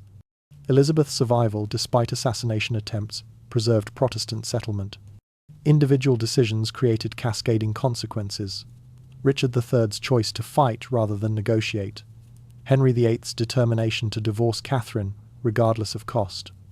Unpredictable circumstances intervened constantly: illness, weather, diplomatic complications that no one could have foreseen. Counterfactual analysis helps identify which factors were decisive. If changing a single variable would have dramatically altered history, that suggests contingency. If many different variations would have produced similar outcomes, that suggests structural determination. The Tudor seizure of power was highly contingent. Their success in maintaining it for 5 reigns suggests they responded effectively to structural conditions that would have favored some centralizing dynasty. The philosophical implication is important. If history is largely contingent, its lessons are uncertain. If largely determined, individual choices seem irrelevant. The truth is dialectical. Structural conditions create possibilities and constraints. Within those boundaries, individual choices and random events shape outcomes in ways that are neither predictable nor predetermined. The Tudor succession crisis illustrates this perfectly. Conditions for their rise were structural. The specific form their dynasty took was shaped by countless contingent factors that could easily have been different. Understanding this mixture of chance and structure helps us address larger questions. What is legitimacy? How is it created? What does Tudor experience reveal about political authority itself? To answer these questions, we must step back from narrative and examine deeper patterns. The Tudors proved that legitimacy is not something you have, it is something you do. Every crown worn, every decree issued, every portrait painted was a performance that constructed the authority it claimed to represent. The traditional understanding of medieval monarchy was straightforward. Legitimacy came from three sources that reinforced each other. Divine right meant that God chose who would rule, and that choice was confirmed through sacred coronation. Hereditary succession meant that kingship passed through bloodlines according to established rules. Legal recognition meant that Parliament and the nobility acknowledged the rightful monarch. When these three sources aligned, legitimacy was unquestionable. The Tudor experience demolishes this tidy model. Henry VII had minimal hereditary claim, questionable divine favour, and was recognised by Parliament only after seizing power through violence. By every traditional measure, he lacked legitimacy. Yet he established a dynasty that ruled for over a century and produced some of England's most powerful monarchs. How? The answer lies in understanding legitimacy as performance rather than possession. Acting like a legitimate king, being treated as a legitimate king, and successfully exercising royal power can create legitimacy even when traditional sources are absent. This is not deception or fraud. It is how political authority actually works. Every royal ceremony performed this construction. The coronation created legitimacy through sacred ritual. The opening of Parliament enacted royal authority through formal procedure. Diplomatic receptions displayed legitimate sovereignty to foreign witnesses. Each performance reinforced the reality it claimed to represent. The crown on Henry's head did not merely symbolize authority he already possessed. It helped create that authority through the act of wearing it. This performance had to be sustained constantly. Legitimacy was not achieved once and then owned permanently. It required continuous enactment through daily exercises of power, ceremonial displays, successful governance, and symbolic reinforcement. Every act of patronage, every judicial decision, every international treaty that recognized Tudor sovereignty, every grant of title or land contributed to the ongoing performance. Different Tudors performed legitimacy through different methods. Henry VII emphasized careful administration and financial control, demonstrating competent governance. Henry VIII projected magnificent display and overwhelming assertion of royal will. Mary I performed Catholic orthodoxy and alliance with Spain. Elizabeth I cultivated personal mystique and connection with her subjects. Each adapted the performance to their circumstances and capabilities. The paradox is that legitimacy is simultaneously real and constructed, effective and fragile. It is real because it actually works. People obey, institutions function, authority is exercised successfully. But it is constructed because it requires constant performance and can collapse if that performance fails. The Tudors were extraordinary performers of legitimacy, masters of the ceremonies and symbols and narratives that made their rule seem natural despite weak hereditary foundations. This insight extends beyond medieval monarchy. Legitimacy in any political system requires similar performance. Democratic governments perform legitimacy through elections and constitutional procedures. Authoritarian regimes perform it through displays of power and ideological ritual. The mechanisms differ, but the fundamental dynamic remains. Authority must be enacted continuously, or it dissipates. If legitimacy is performative, it raises uncomfortable questions. Is all political authority ultimately successful performance rather than genuine right? The Tudor case suggests the distinction may be false. Performance that succeeds becomes genuine right through its very success. The Tudors invented techniques for creating royal authority that governments still use today. Control the narrative, build institutions, deploy symbols, eliminate rivals, and above all, perform confidence so convincingly that people forget to question your right to rule. These techniques can be understood as technologies of rule, specific mechanisms that construct and maintain political authority. Analyzing them systematically reveals how power actually operates. Symbolic technologies included crowns, ceremonies, portraits, and architecture. Every image of Henry VIII projecting physical dominance, every elaborate coronation ritual, every royal palace asserting magnificence, communicated authority through visual and ceremonial means. These were not decorative additions to power, but essential components of its construction. Narrative technologies controlled how people understood the past and present. Official chronicles portrayed Tudor succession as divinely ordained. Propaganda delegitimized alternatives by making rivals seem criminal or absurd. Control of historical memory shaped what people believed about who should rule and why. Institutional technologies embedded royal authority in formal structures. Courts, bureaucracy, parliament, and church all became mechanisms through which the monarch exercised power. These institutions provided continuity across successions and made individual rulers seem like temporary occupants of permanent offices. Coercive technologies included execution, imprisonment, and military force.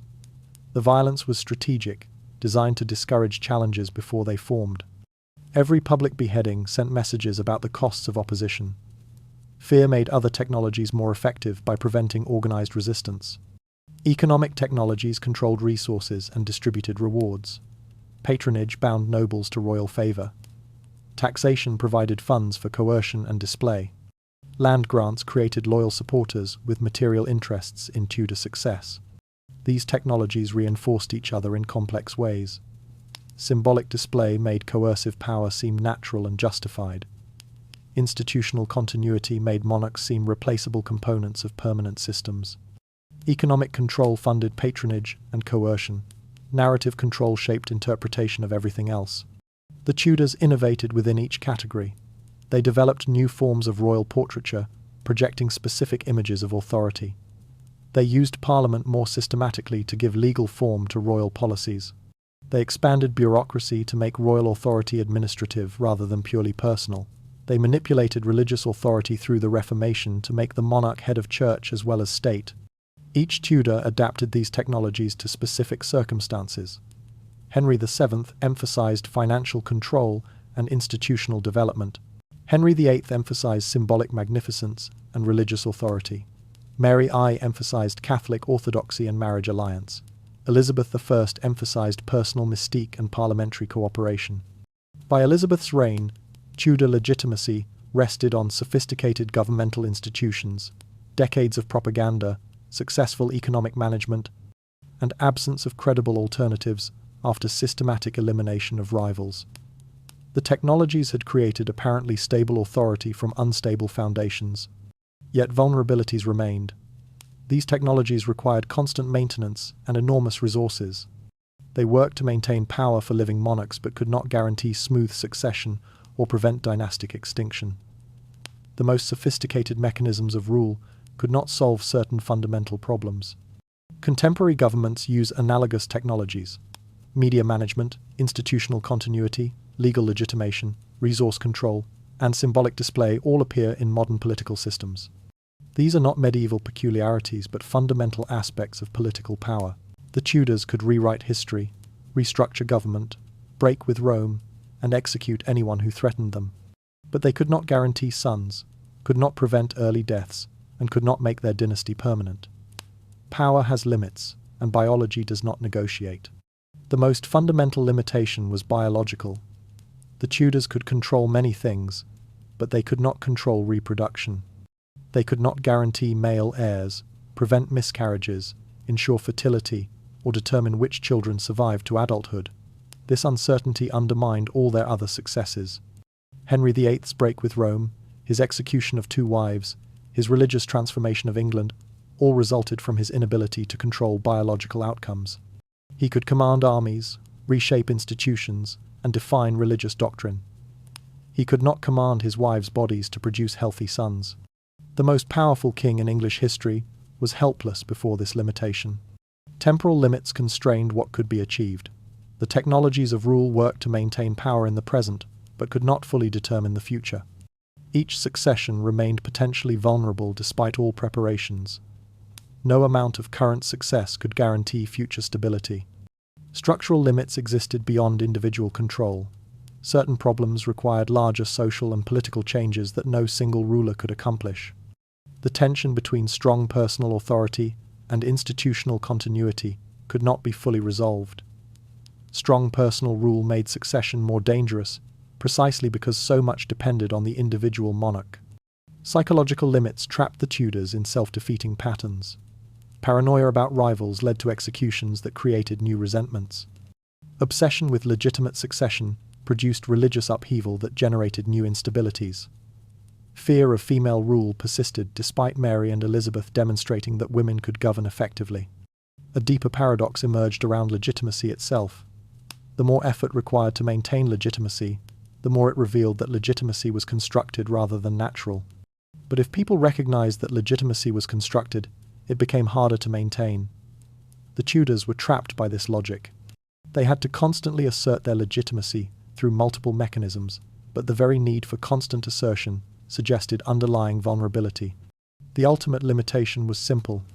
Despite mastering all the technologies of rule, despite eliminating rivals, despite constructing elaborate legitimacy, despite transforming English government and religion, the Tudor dynasty still ended. Elizabeth died childless, and the crown passed to the Stuarts. The most sophisticated exercise of power could not guarantee permanence. This limitation is not specific to monarchy. All political authority exists in time, depends on biological humans, operates within structural constraints, and must be continuously renewed. Power is inherently temporary, never fully secure, always requiring maintenance. The Tudors demonstrated this truth through their remarkable success and their inevitable extinction. Understanding what power cannot do is essential for understanding what it can accomplish. The Tudors accomplished extraordinary things within real limits. Their experience reveals fundamental truths about political authority in any system. The Tudors saved English monarchy by proving it did not need divine right or hereditary legitimacy. It needed effective governance and constructed authority. In saving monarchy, they transformed it into something that would eventually bow to Parliament. The monarchical ideal presents a coherent vision. A single ruler exercises unquestioned authority, chosen by divine will and hereditary right. Clear succession provides stability. Strong central power provides effective governance. The system seems natural, ordained, permanent. The Tudor experience reveals this ideal as largely fictional. Monarchy requires constant legitimation. Succession is frequently contested. Stability depends on contingent factors rather than inherent qualities of monarchical rule. The ideal obscures the continuous work required to maintain what claims to be natural and automatic. Specific contradictions emerge under examination. Monarchy claims legitimacy through bloodline, but the person with the best bloodline is not always the most capable ruler. Monarchy requires strong individual authority, but this makes succession crises more dangerous. Monarchy claims divine sanction, but different claimants can claim divine favor with equal plausibility. Monarchy requires hereditary transmission, but biology does not guarantee capable or surviving heirs. The Tudors navigated these contradictions through innovation. They constructed legitimacy through means other than pure heredity. They built institutions providing continuity across successions. They eliminated competing claimants to reduce succession disputes. They deployed massive propaganda to make constructed legitimacy seem natural. Their very success created new problems. By demonstrating that monarchy could function without traditional hereditary legitimacy, they undermined the hereditary principle itself. By building strong institutions, they created alternative sources of authority that would eventually limit royal power. By using Parliament to legitimize royal decisions, they strengthened parliamentary authority. By breaking with Rome, they established precedent for rejecting traditional authorities when convenient. The ironic legacy unfolded across subsequent centuries. Stuart succession faced increasing parliamentary power. Civil war challenged monarchical authority fundamentally. The Glorious Revolution established parliamentary supremacy. The Tudor solution to the succession crisis, constructing authority through multiple mechanisms rather than relying on hereditary right, contributed to transforming English monarchy from absolute to constitutional. This pattern reveals something important about institutional evolution. Political systems change not only through grand revolutionary moments, but through accumulation of pragmatic adaptations to specific problems. Each solution creates new conditions requiring new solutions. The Tudors solved their immediate problem so successfully that they created conditions making their specific solution obsolete. The Tudor paradox, stabilizing monarchy by transforming it, illuminates patterns extending beyond one dynasty or century. Their choices echoed through subsequent British history and reveal fundamental truths about legitimacy, succession, and political authority in any context. To fully understand their legacy, we must return to where we began. Standing in 1485, asking why England's royal line should have ended but did not, and understanding what that impossible continuation means. The Tudors wanted to be traditional monarchs, legitimate, hereditary, unquestioned.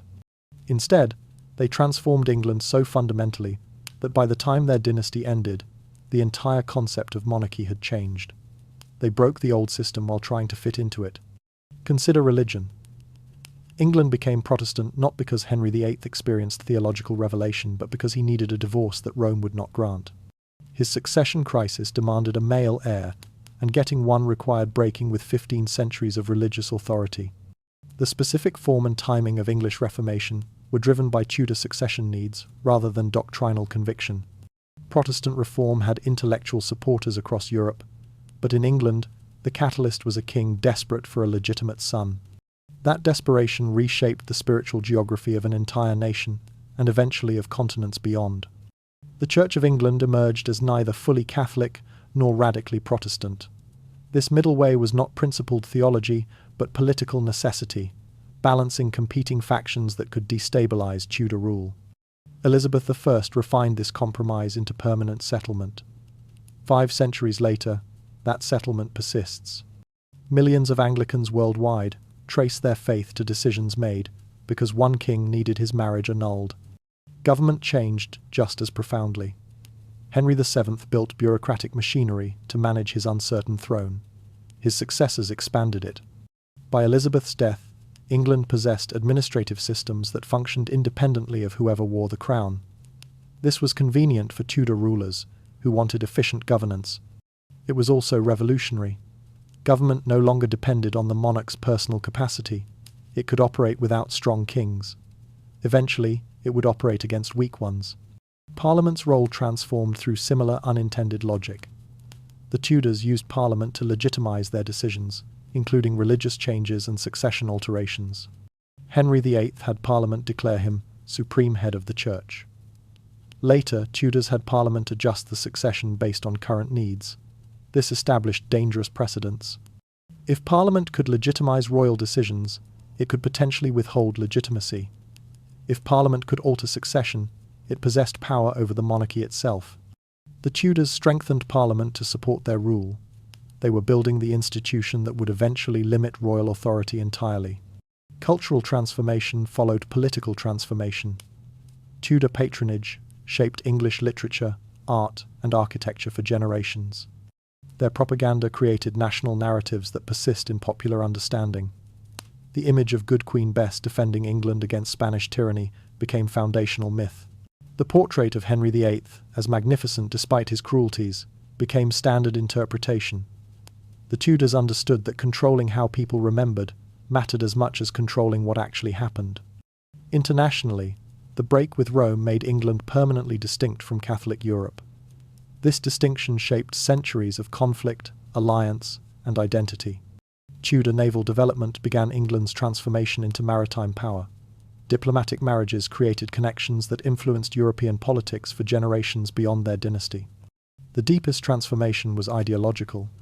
By demonstrating that legitimate rule could be constructed through effective governance rather than requiring pure hereditary right, the Tudors contributed to changing conceptions of political authority itself. If legitimacy could be built, it could be challenged. If tradition could be broken when inconvenient, then tradition offered no absolute protection.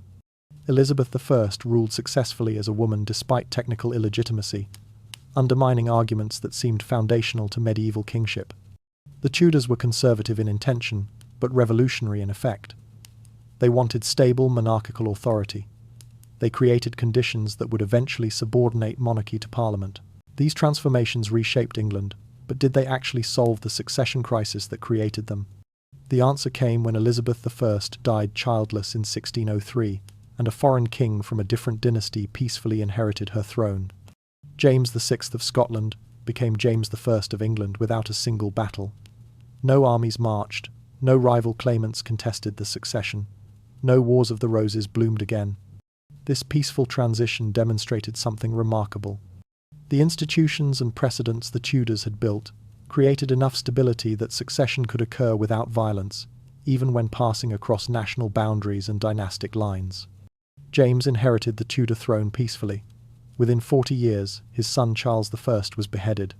The Tudors had stabilized monarchy by making it less absolute. Their Stuart successors discovered that less absolute monarchy could become no monarchy at all. James possessed legitimate claim through descent from Henry VII via Margaret Tudor. His hereditary right was actually stronger than Henry VII's own claim had been. He was Protestant, satisfying religious concerns. He was male with multiple sons, promising stable succession for generations. Every qualification the Tudor experience suggested mattered, James possessed. Yet he also inherited Tudor problems alongside Tudor strengths. Religious division continued simmering.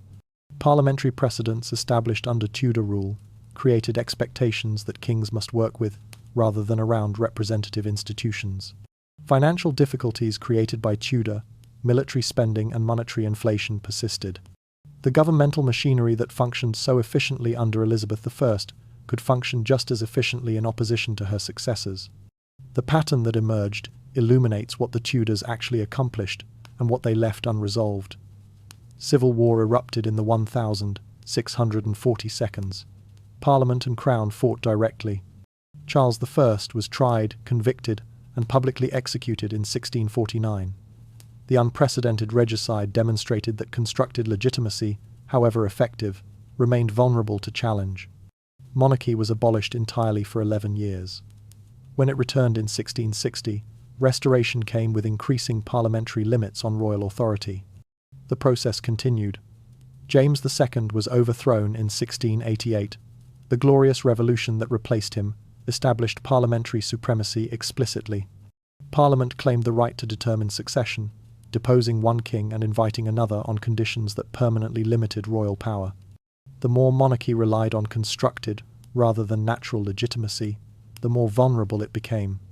If authority came from effective governance and parliamentary recognition, rather than divine right and hereditary inevitability, then poor governance or parliamentary opposition could delegitimize monarchy itself. The final evolution transformed British monarchy into constitutional institution. Real power transferred to Parliament and Prime Minister, while hereditary monarch retained ceremonial and symbolic functions. The royal line of England ended in a sense, not biologically, but functionally.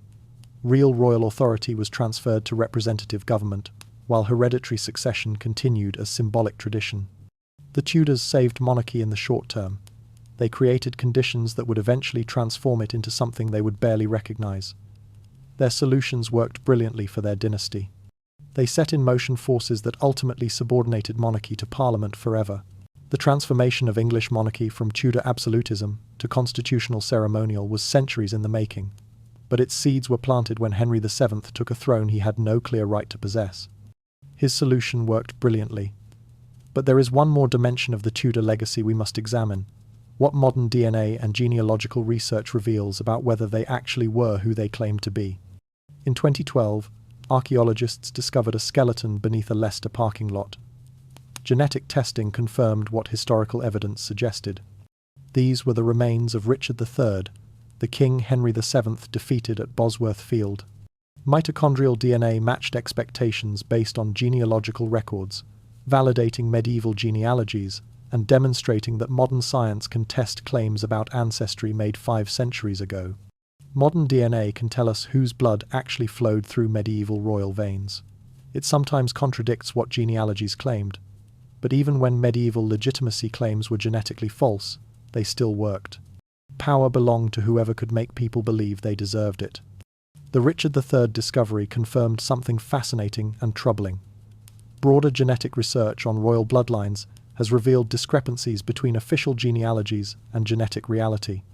Studies of European royal families suggest that illegitimacy and false paternity were more common than genealogies acknowledge. Medieval legitimacy claims contained errors and deliberate falsifications alongside accurate records. What does this mean for Tudor claims specifically? Their main legitimacy came through the Beaufort line, descended from John of Gaunt and Catherine Swynford. No DNA evidence questions this specific descent. But the broader pattern of royal illegitimacy raises interesting questions about how much medieval bloodline claims reflected genetic reality versus political convenience. The paradox cuts deep. Modern science can test medieval claims, but discovering that someone's claim was genetically false does not change historical outcomes. If Henry VII's Beaufort descent was somehow proven inaccurate genetically, it would not alter the fact that he ruled England successfully for 24 years. Power belonged to whoever successfully claimed and maintained it, regardless of whether genealogies were accurate. Some mysteries remain tantalizingly unsolved. The debate about whether bones found in the Tower of London are the princes in the Tower could theoretically be settled by DNA testing. The Church and Crown have consistently refused access to the remains, leaving the question open. Perhaps some truths are considered better left unconfirmed. DNA analysis demonstrates that medieval legitimacy claims were often constructed rather than purely factual. Lines were incorporated, inconvenient ancestors were ignored, connections were fabricated. Genealogies served political purposes as much as historical documentation. This revelation confirms what the Tudor story already demonstrated. Legitimacy is social and political construction rather than purely biological fact. Genetic truth and political legitimacy operate in different categories entirely. Someone with genetically strong claim can be excluded, while someone with genetically weak or false claim can rule successfully. DNA reveals genetic truths, but history is shaped by believed truths. The Tudors were masters of making their constructions believable. That mastery mattered more than whatever their genes actually contained. DNA reveals genetic truths, but history is shaped by believed truths. The Tudors were masters of making their constructions believable. The final question remains. Given everything we now know about weak claims, manufactured legitimacy, biological accidents, and institutional transformations, what does the Tudor story actually teach us? Why does this medieval succession crisis matter 5 centuries later? The Tudors were not unusual in constructing legitimacy from weak foundations. They were unusual in doing it so obviously that we can see exactly how it worked. Every government does what they did. They just were not as good at hiding it. The central insight emerges clearly. Legitimacy is not possessed but constructed. It is maintained through performance, narrative, institutions, and successful exercise of power. This applies far beyond monarchy. Democratic governments similarly construct legitimacy through elections, institutional continuity, national narratives, and effective governance. The mechanisms differ. The fundamental dynamic does not. All political authority is more fragile than it appears. The Tudors looked unassailable at their height, yet their entire project rested on combinations of factors that could fail simultaneously.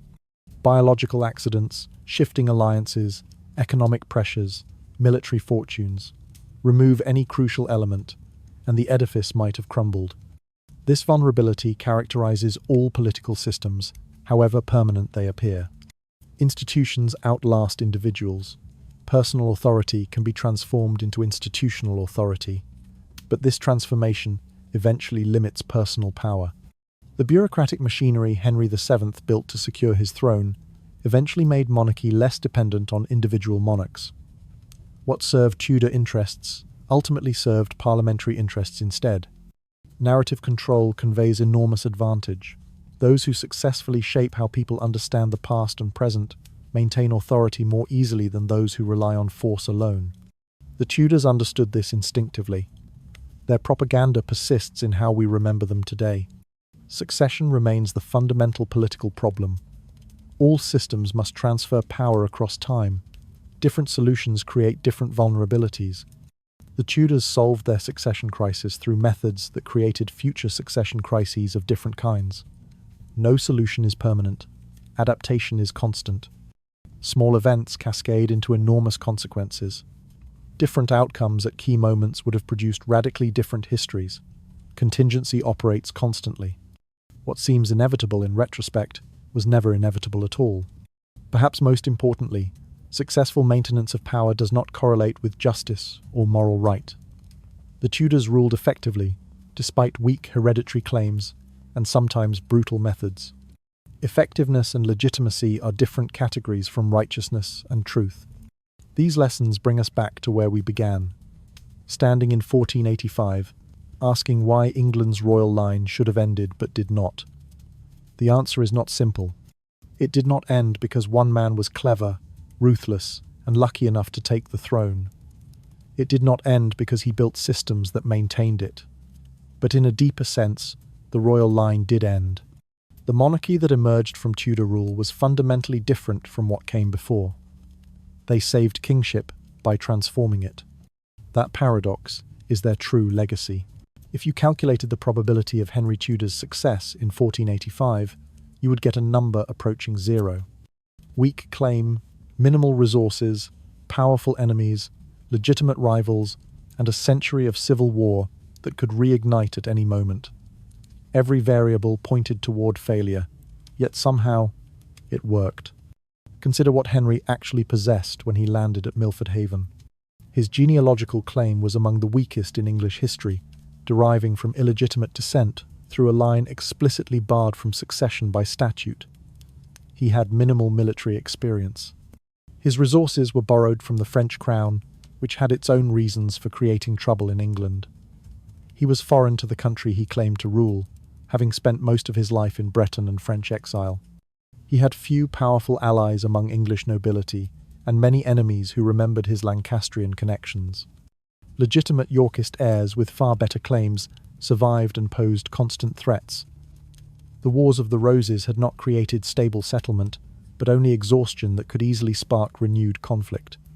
Medieval political theory and practice strongly favoured hereditary succession, making constructed legitimacy extraordinarily difficult to maintain.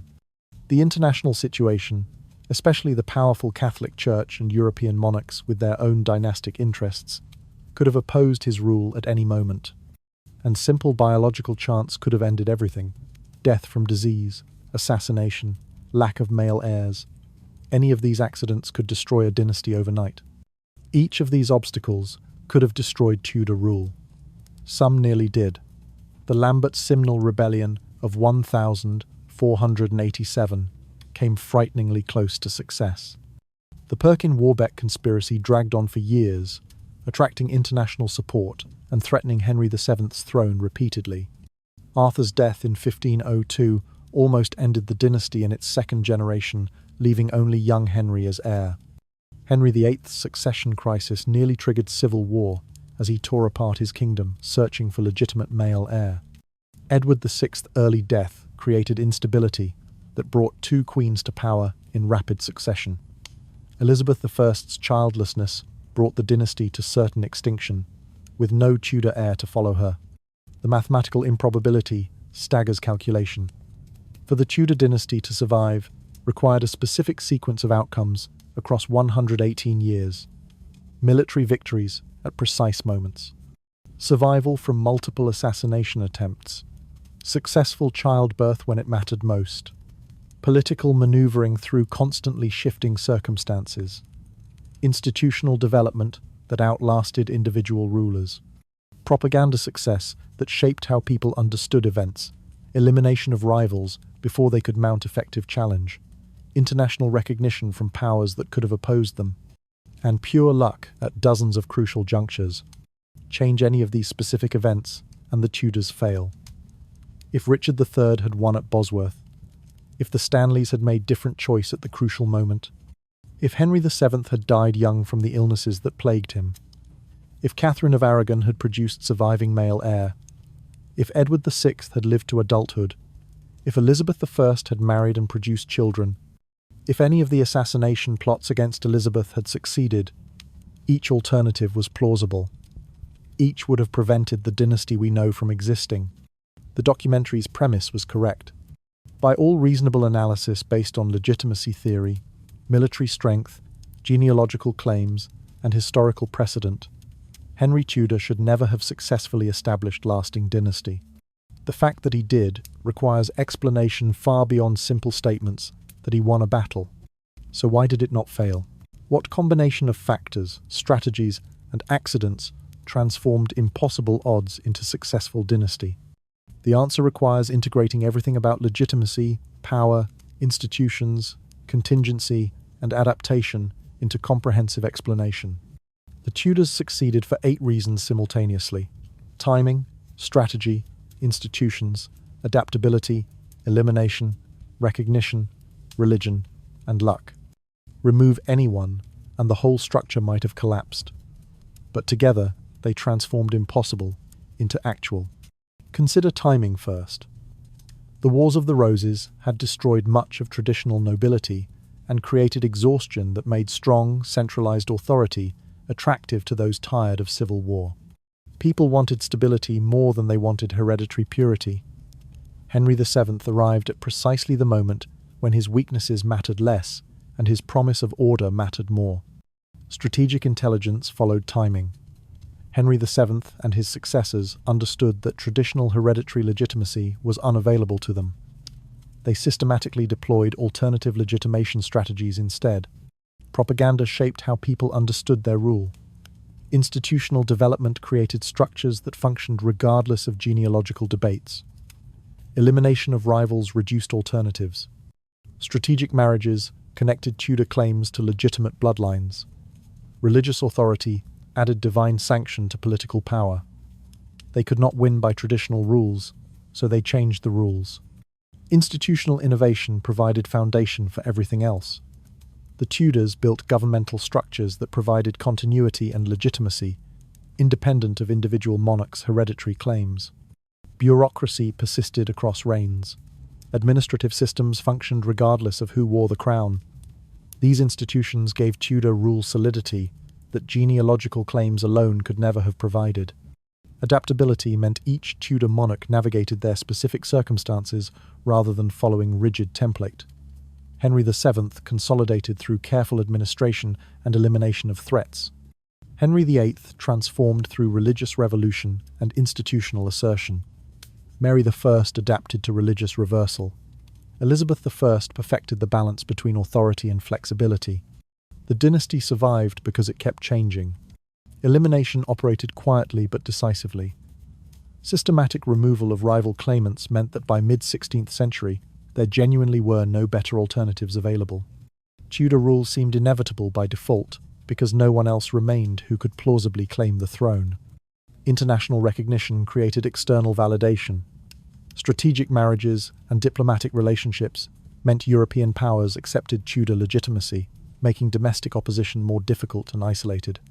Religious transformation added entirely new dimension of authority. The break with Rome made English monarch head of the church, adding religious legitimacy to political power. Tudor rule became matter of faith as well as law, and luck operated constantly, invisibly, essentially. Multiple moments where biological chance, battle outcomes, or political accidents favored Tudors rather than destroying them. Different luck at any crucial moment would have ended everything.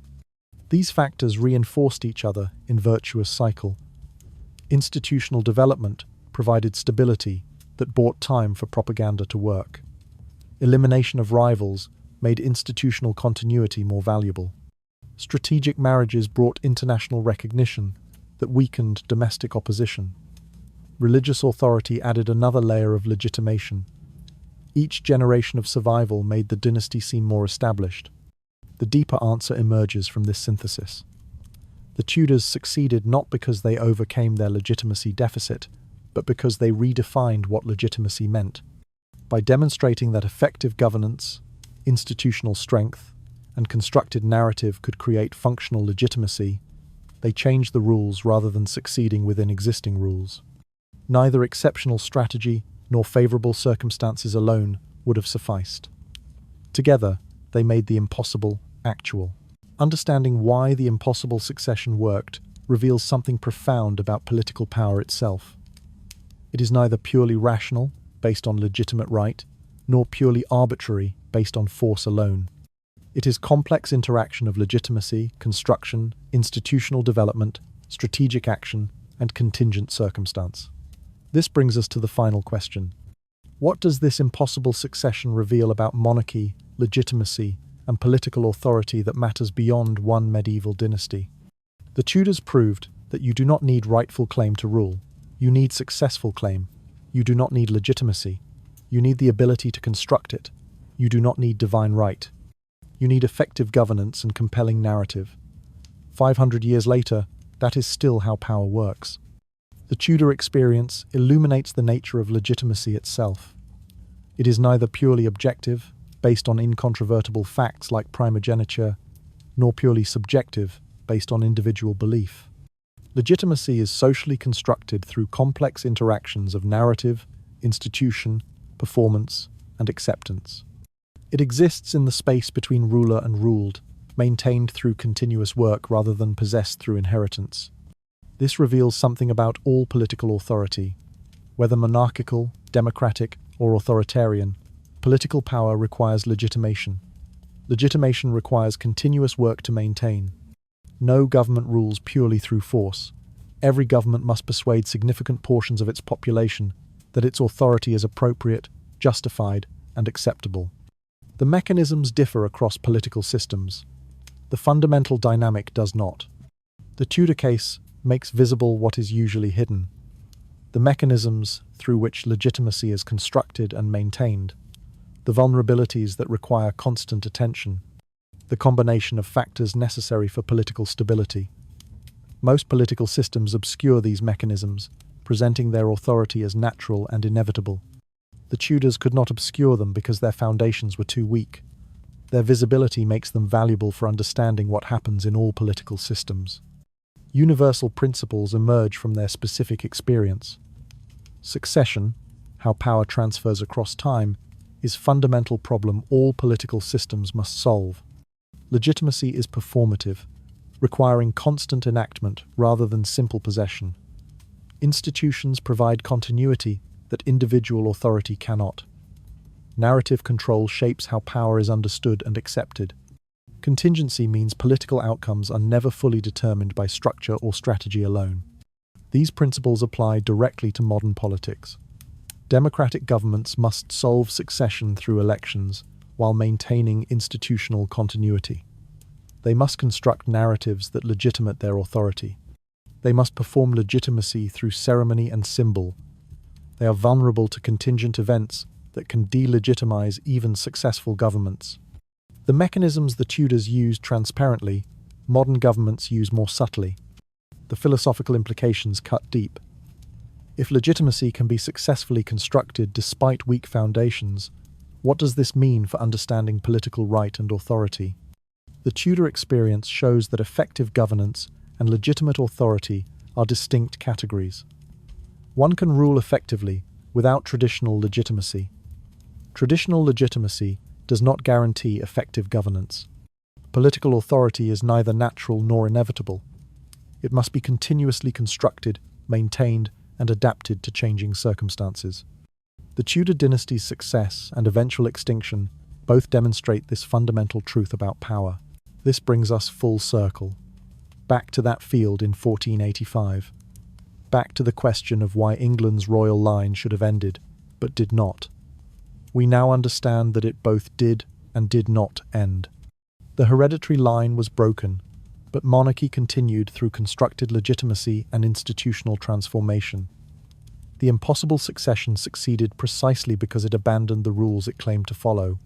The Tudors saved monarchy by proving it did not need what monarchy claimed to be based on: divine right, hereditary legitimacy, and eternal authority. In proving monarchy was adaptable and constructed, they planted the seeds of constitutional monarchy, and eventually, of questioning monarchy itself. Consider the supreme irony. In saving monarchy, they transformed it into something that would eventually transcend and outlast hereditary rule.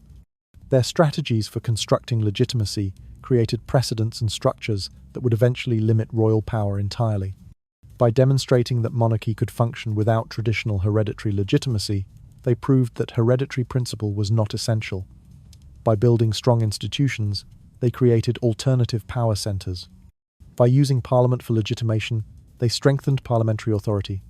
By controlling narrative, they showed that narrative could be contested and changed. Each Tudor innovation contained seeds of its own supersession. Henry VII's bureaucratic development made monarchy less personal. Henry VIII's break with Rome established precedent for rejecting traditional authority. Mary the Mask's difficulties showed limitations of pure religious legitimacy. Elizabeth I's successful rule as unmarried woman challenged traditional assumptions about gender and power. The long-term outcome inverted everything they intended. By the 18th century, British monarchy had become constitutional. Real power was held by Parliament, while hereditary monarch retained ceremonial functions, exactly the opposite of what the Tudors intended, yet logical outcome of the methods they used. The Tudor dynasty ended in 1603, with Elizabeth's death. But the monarchy they transformed survived by continuing to adapt along the trajectory they established, trading absolute power for institutional permanence, trading hereditary legitimacy for constitutional acceptance, trading personal authority for symbolic continuity. We remember the Tudors as powerful absolute monarchs. Their most lasting legacy was creating conditions that would eventually end absolute monarchy in Britain. The impossible succession succeeded, but its success ultimately made hereditary succession itself less important. The royal line both continued and ended in 1485. Everything that followed was transformation rather than continuation, adaptation rather than tradition, constructed legitimacy rather than hereditary right. The Tudors saved monarchy by remaking it into something that did not require royal bloodlines. In doing so, they proved that monarchy itself was optional, contingent, and changeable, not natural, inevitable, and eternal. That paradox is the final answer. We began in 1485, asking an impossible question. How did a man with almost no legitimate claim to the throne establish a dynasty that ruled for over a century? Now we know. The answer is not simple, but it is clear, and it matters. Return with me one final time to Bosworth Field. The same August morning, the same muddy ground. Richard III lies dead, his crown rolling into the dirt. Henry Tudor stands amid the chaos of victory, claiming a throne he has no legal right to possess. We have seen this moment before. But now every detail carries weight we could not have understood at the beginning. We know what contemporaries could not have known. This moment would establish a dynasty lasting 118 years, despite having one of the weakest hereditary claims in English history. It would trigger religious transformation that reshaped English identity and European politics. It would create precedents for constructed legitimacy that would eventually transform monarchy itself. And it would demonstrate principles about political authority that remain relevant 5 centuries after the blood dried on this field. In those moments after battle, Henry VII claimed the crown from the battlefield itself. He dated his reign from the day before the battle, making everyone who had fought for Richard III a traitor by definition. Simple strategic brilliance. The work of transforming military victory into legitimate rule had already begun before the bodies were cold. What enabled this transformation? We now understand the complete picture. The specific historical circumstances mattered. Exhaustion from civil war, destruction of traditional nobility, desire for stability that outweighed desire for hereditary purity. The strategic intelligence of Henry and his advisors mattered. They understood their weaknesses and built systems to compensate. The institutional innovations they introduced mattered. Bureaucracy, taxation, administration that functioned regardless of genealogical debates. The elimination of rivals mattered. Systematic removal of anyone with better claim until no alternatives remained. And favourable contingencies mattered. Lucky accidents at crucial moments that allowed each generation to survive when survival was not guaranteed. The complete arc stretches before us now, from weak claimant in 1485 to established dynasty by Elizabeth's reign, from military conquest to constitutional monarchy after the Tudors ended, from hereditary legitimacy to parliamentary supremacy across 2 centuries. The transformation was gradual but total. The monarchy that emerged bore little resemblance to the monarchy Henry VII claimed to restore. We are not just answering a historical question. We are using this historical case to understand fundamental aspects of political authority itself. The Tudor story makes visible mechanisms usually hidden. It demonstrates that political outcomes are contingent rather than inevitable. It shows how institutions and authority are constructed through specific strategies rather than existing naturally. Some questions can never be fully answered. Some aspects of legitimacy remain mysterious. The interplay of structure and contingency in producing historical outcomes continues to be debated by those who study such things.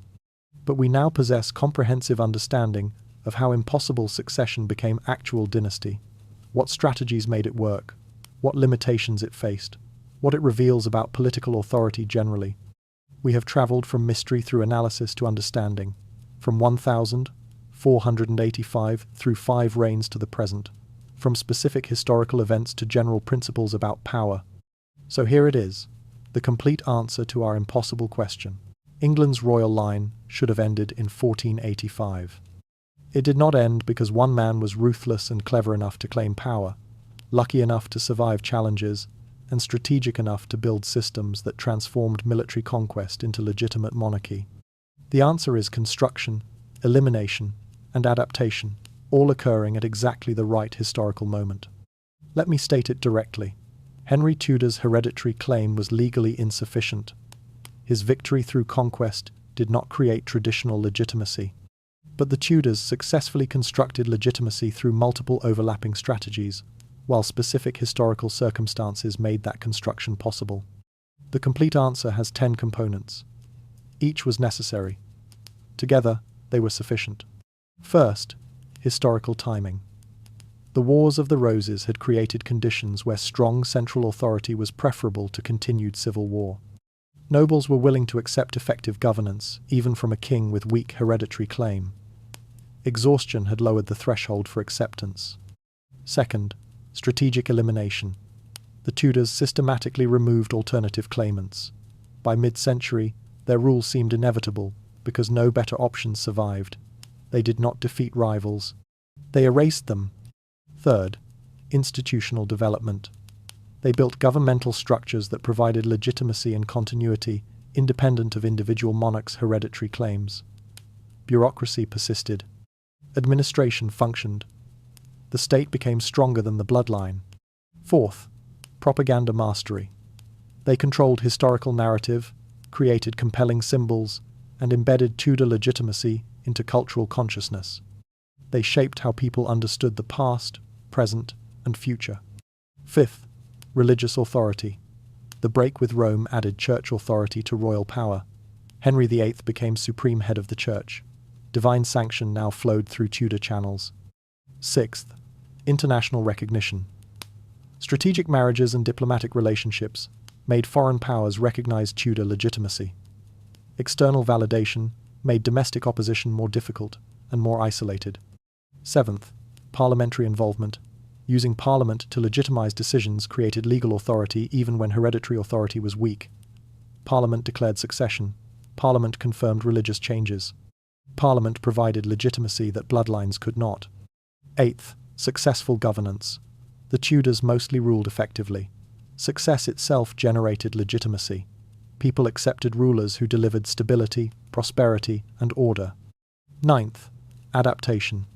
Each Tudor monarch adjusted strategies to their specific circumstances.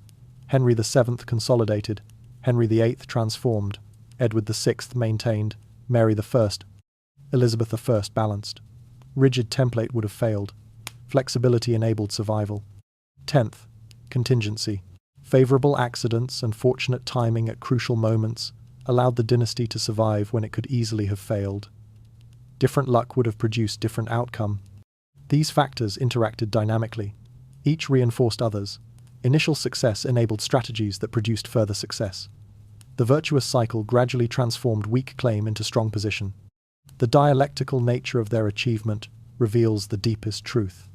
The Tudors solved the immediate succession crisis, but created conditions that would eventually transform the very nature of monarchy they were trying to secure.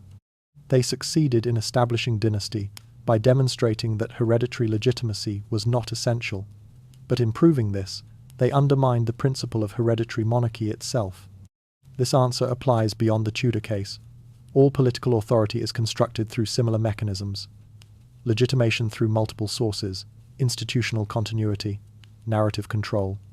Successful performance of power. Adaptation to circumstances. The Tudors were unusual only in how visible their construction was. Every government does what they did, most are better at hiding it. No single cause explanation suffices. The interaction of structure and contingency means outcomes are never fully predictable or determined. But this comprehensive multifactorial answer explains how the impossible succession occurred. The royal line should have ended. It did not end because construction, elimination, and adaptation created legitimacy where none existed before. This answer resolves our historical question, but it opens larger questions. What does this tell us about political authority generally? What does it reveal about how power works in any system? And why does a 16th century succession crisis matter to people living 5 centuries later? We study the Tudors not because we have kings and queens, most of us do not. We study them because we have governments, elections, institutions, and leaders who all face the same fundamental questions. How do you legitimate authority? How do you maintain power? How do you manage succession? The answers are different, but the questions are eternal. Modern political systems face the same basic challenges the Tudors faced. How to construct and maintain authority, how to legitimate power, how to manage succession, how to adapt to changing circumstances. Democratic elections are succession mechanisms, solving the same problem of power transfer that hereditary monarchy attempted to solve. Modern governments construct legitimacy through many of the same techniques the Tudors used: narrative control, institutional continuity, symbolic performance, successful governance. The methods evolved. The fundamentals persist. All political authority remains more fragile than it appears. It depends on multiple factors that can fail simultaneously. The Tudors understood this viscerally because their position was so weak. Modern governments often forget it because their legitimacy seems natural, but seeming natural does not make it so. The Tudor experience illuminates contemporary politics in specific ways. It reveals that political authority is constructed rather than natural, making visible the mechanisms that modern systems also use but typically obscure. It demonstrates that legitimacy requires continuous maintenance, not just initial establishment. It shows how institutions can become more important than individuals, providing stability across leadership changes. It illustrates how solving one political problem often creates new problems requiring further adaptation. Understanding these patterns matters practically. It helps us think critically about political authority rather than accepting it as natural or inevitable. It reveals vulnerabilities in political systems that seem stable. It shows how small events and individual choices can have outsized consequences. It demonstrates that political evolution occurs through accumulation of pragmatic adaptations, rather than just through revolutionary ruptures. The democratizing insight emerges clearly. If even monarchs who claim divine right and hereditary legitimacy were actually constructing authority through strategic actions, then all political authority is human creation rather than natural order. Human creations can be questioned, reformed, or replaced when they fail to serve legitimate purposes. Nothing about political arrangements is inevitable. The story remains emotionally engaging beyond intellectual interest. It is fundamentally about human responses to impossible situations, about how people navigate crises, about the interplay of intention and accident in shaping outcomes, about the persistence of certain problems across very different political systems and historical periods. This is not just medieval history. It is a case study in political authority itself, relevant to anyone interested in how power works, how systems change, how humans organize collective life. The Tudor story matters because it reveals fundamental truths about political authority that remain constant across very different systems. Legitimacy must be constructed, succession must be managed. Power remains fragile, and humans still navigate impossible situations with strategic intelligence, ruthless pragmatism, and surprising adaptability. Beyond these practical lessons, the story has one more gift to offer: perspective. Understanding how contingent and constructed our political arrangements are can be both unsettling and liberating. History does not repeat, but patterns persist. Legitimacy must still be constructed, succession must still be managed, power remains fragile, and humans still navigate impossible situations with strategic intelligence, ruthless pragmatism, and surprising adaptability. 500 years later, some things do not change. The Tudor story should evoke dual response. It is unsettling because it reveals that political stability is more fragile and constructed than we typically assume. But it is liberating because it demonstrates that political arrangements are not natural or inevitable. They can be changed through human action. What humans construct, humans can reconstruct. The story teaches us how to think about history itself, not as simple narrative of inevitable progress or decline, not as random chaos without pattern, but as complex interaction of structure and contingency, intention and accident, individual choice and systemic constraint. We should be skeptical of both deterministic narratives, claiming things had to happen as they did, and purely contingent narratives, claiming everything is random. Historical outcomes emerge from interactions between structural conditions that create possibilities and contingent factors that determine which possibilities are realized. The Tudors succeeded because conditions made success possible, and because specific choices and accidents made that possibility actual. The ethical dimension remains complex. The Tudors were often ruthless. Their success does not make their methods morally right. But understanding how they succeeded helps us think about the relationship between political effectiveness and moral legitimacy. These are different categories. They do not always align. The humanizing aspect matters as well. The story shows historical figures, even kings and queens, as humans navigating impossible situations with imperfect information, making strategic decisions that sometimes succeeded and sometimes created new problems, adapting to circumstances they could not fully control. They were not mythological figures. They were people facing challenges with the tools and knowledge available to them. We can simultaneously recognize Tudor strategic brilliance, acknowledge their moral failures, understand the constraints they faced, and evaluate the long-term consequences of their actions. Historical understanding does not require reducing complex people to simple heroes or villains. It requires holding multiple truths simultaneously.